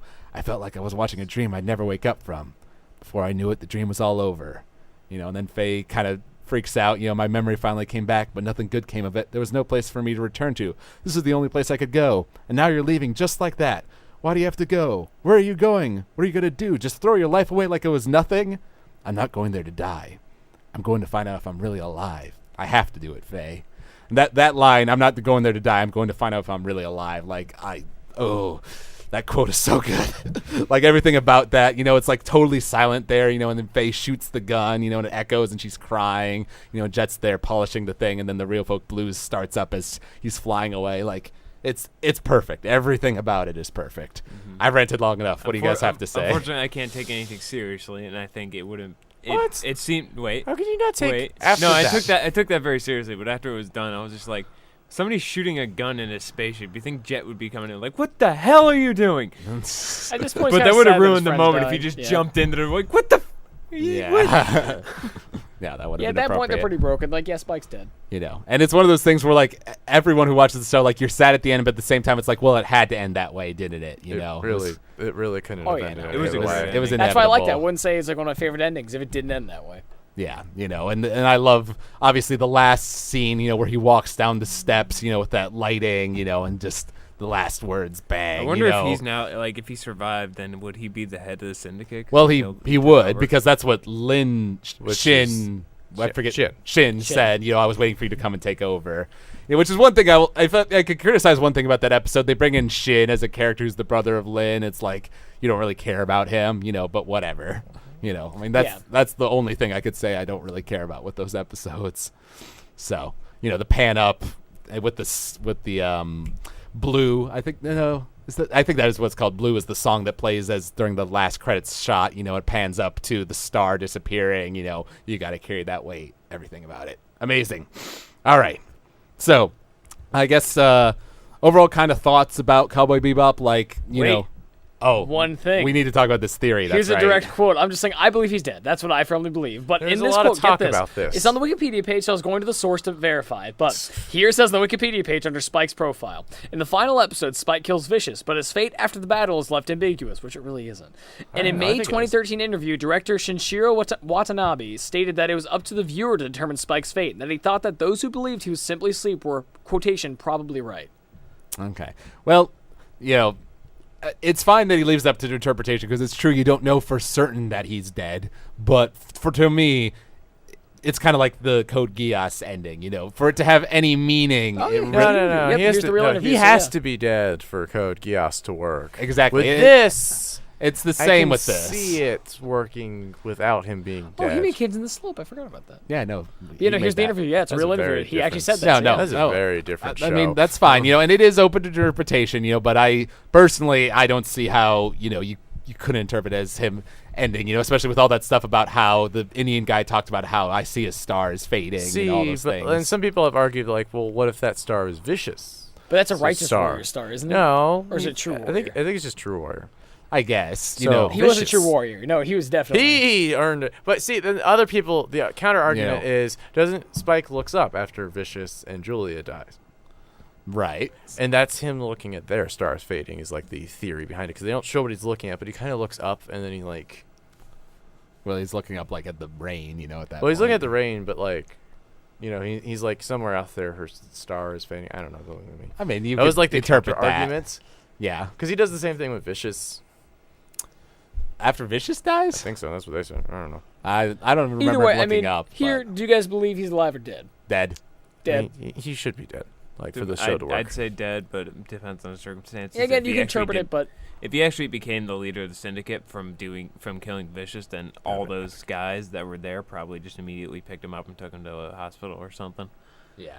But I mean, more powerful talking than about that. like the overall series, like the thing I see with Bebop as far as like overarching themes, kind of like I was talking about. There's stuff about about moving on from the past, and Spike is a character who can't move on from the past. His past catches up with him, and he can't escape He it. can't like not even look at it. Like he has to be physically watching the past because of his eye. Well, right, you could make that argument. It's more figurative than that, but He's always literal. and then all those things about like having a home to come to, accepting death, duty, tragic love, inevitability. Because I do think there's a lot of inevitability in Bebop. Because Spike continues down this path, and because he and Julia decide not to run away, but to avenge the death of the woman who ran that bar or that shop or whatever. Like. You knew it was going to end that way. There was no other way it could have ended. Yeah. And real quick, we did a podcast on the movie, Cowboy Bebop, the movie Knocking on Heaven's Door, way back in the day. So we'll just talk about it briefly now. I consider the movie is just basically like an extended version of an episode of Bebop, but it's great for that. Like the action scenes are amazing, the music's amazing. I really love Does the Vincent. movie take place after the show? No, it takes place like kind of in the mid, like 2021, somewhere in there. It's actually in Okay. between. Is that- it said 22 and 23 when I 22 saw and it. 23 because 23 is the last episode with the Bounty Hunter show, and the Bounty Hunter show's in the movie. There you go. So it's Okay. before Brain As Scratch. you say, if it takes place after the movie, then I think we know the answer of whether he's alive or not. Yeah, no. But that's just a great episode. It brings up some things about like Spike talks a bit about his past, with Julia and like, are the butterflies real? Like the whole dreaming, dream versus reality thing gets brought in there. So there's some nice thematic stuff as well as it just being awesome action. I love the sequence of him with his ship, flying around the city with What Planet Is This? That jazzy music playing is one of my favorite scenes ever. So I love the movie. Andrew, Kenny, you have both seen it, right? I have not. I have. Okay.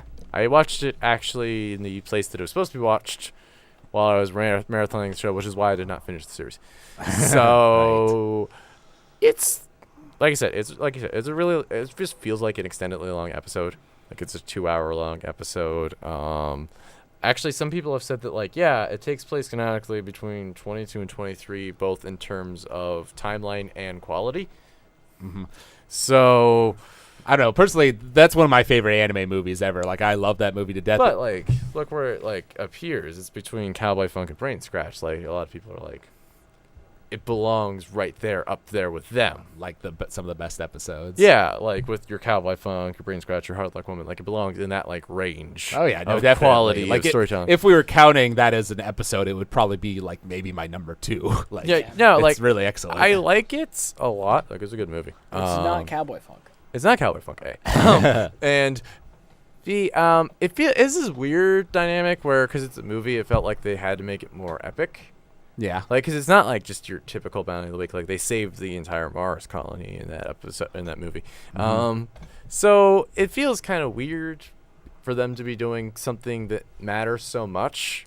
Well, because it was a movie. They had to do something bigger. I know, but I feel like they could have done something more with like one of their characters more, and make it about them. But I mean, it could have been more character focused, certainly. But I still think there's some good stuff, like with how Jet talks about how this crew is kind of falling apart. People just leave and then they come back when they want to. And you kind of get that idea that there's some friction there, and things are kind of falling apart maybe at the seams. That's also the point where they are kind of starting to slowly fall apart. Exactly. Like so the seams are foreshadowing.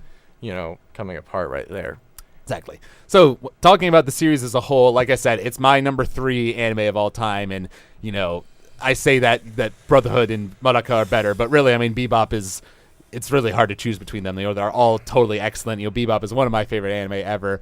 The one thing we should probably talk about, Boogie Woogie Feng Shui is the one episode of Bebop I think is bad, primarily because there's a part where Jet talks about how, maybe I'm not old enough to be your dad. Maybe I could even be your boyfriend. And then says, oh, forget I said that. That's the episode where he's with the young girl who's like looking for her dad. Yeah, I remember that Feng one. Shui. It's just bad. But I love the Feng Shui stuff, like the Universal Feng Shui. I love that. I think that's fun. I mean, it wasn't like It's Like not the a Feng weird Shui episode. part isn't the part. It's not great, but I don't think it's horrible. It's their Jet being dynamic out is of weird. Jet being out of character yeah, is it what wasn't. kills I it remember for watching me. that on Toonami. That was a bit out of character. Yeah, their dynamic is strange and kind of not that good. Like I would agree that Yeah. Boogie Woogie Feng Shui and It's definitely not one the of my Clown favorite episode are episodes. like the 2 episodes I don't like very much. I disagree with you on Pere LeFou, but whatever. Yeah, those are my 2 least favorite. All right, fine then. So yeah, Cowboy Bebop's one of my favorite anime. It's considered this anime classic, like one of the best ever, and I think it still holds up well to this day, even though it's from the 90s, so it's one that every anime fan should watch at some point. Oh, definitely. Andrew, what would you say? Okay, so I loved it. Like, to pieces. Like, the Firefly fan of me was like, this is just like if they had more Firefly. Except it's so... You're my Malcolm Reynolds for now. It's actually so different than Firefly, though. Like, because Firefly takes, like, the space western, like, as a concept and runs with that as, like, and keeps that theme the entire show. They didn't have Jane either. They didn't have, well, I mean, kind of Jack, kind of Spike. Yeah, Right. Kinda. But anyways. Anyway, so Firefly kind of takes that, like, that core concept versus Bebop, which transcends genres. Mm-hmm. Like, it just switches genres on a whim. Some episodes like, I'm going to be film noir today, and then I'm going to be sci-fi horror today, and I'm going to be hardcore sci-fi this day, and I'm going to be comedy today. Like, it just keeps jumping between That's genres. what makes it great. Which is what makes it a very well-rounded and very interesting show. And I think it's fascinating and a testament to the writing that they can switch tones and genres between episodes and still keep the same level of quality. So that's really fascinating to me, like, as from like a storytelling perspective. Because normally, you know, you want things to stay consistent within your universe, and this has like next to no consistency. Well, it's very it episodic, works. but that's what Watanabe does. You know, And- almost all of his shows are very episodic. Yeah. So Would you say it's one of your favorite anime? it is up there? of all time? I have to rework my list because like I really like With I feel Ava and Gurren Lagann. And well all like I that. have Ava up there. I have this now. Clannad, I figure it really want out. to keep on there because Yes. I really like Clannad, and just Fate bump Zero was another thing that happens, and I really, really like Fate Zero. Bump So Digimon off. I don't want to bump Digimon because I Replace really it like with Dragon Digimon. Ball Do you Z. see my Has to problem? go. Do you All right. see my problem? Kenny, final thoughts. It's been my second favorite of all time. Now it's my favorite of all time. Because Ava's been knocked down. Yeah, those are the two ones I watched back when I was a kid. Fair enough. Benny, what are your final thoughts? Yeah, I'd say it was definitely top 10, probably top 5 favorite animes I've ever seen. It was just really good. It was really satisfying to watch. It was around the point when the music started in Ballad of Fallen Angels that I was just like, I am gonna finish this show and I'm gonna enjoy every bit of it. Yes, you are. And quick mention to Yoko Kanno and the band The Seatbelts that she formed in order to make the music for the show, and composing one of the greatest soundtracks of all time in like anything, movie, TV show, anime, live action, whatever. I consider this soundtrack to be like one of the greatest of all time. So, thank you guys for sticking with us. I've been wanting to do Bebop for a long time. Next week we're going to be doing the Rebuild films as well as End of Ava in brief conversation. And hope you can join us for that. You can email us at techheads@avwproductions.com. Follow us on Twitter at techheadsou. Like us on Facebook. Subscribe to us on iTunes. Give us good ratings and reviews. All that good stuff. Like, comment, and subscribe. So until next time, see you, Space Cowboy. Bang. This product is copyright AVW Productions, 2014.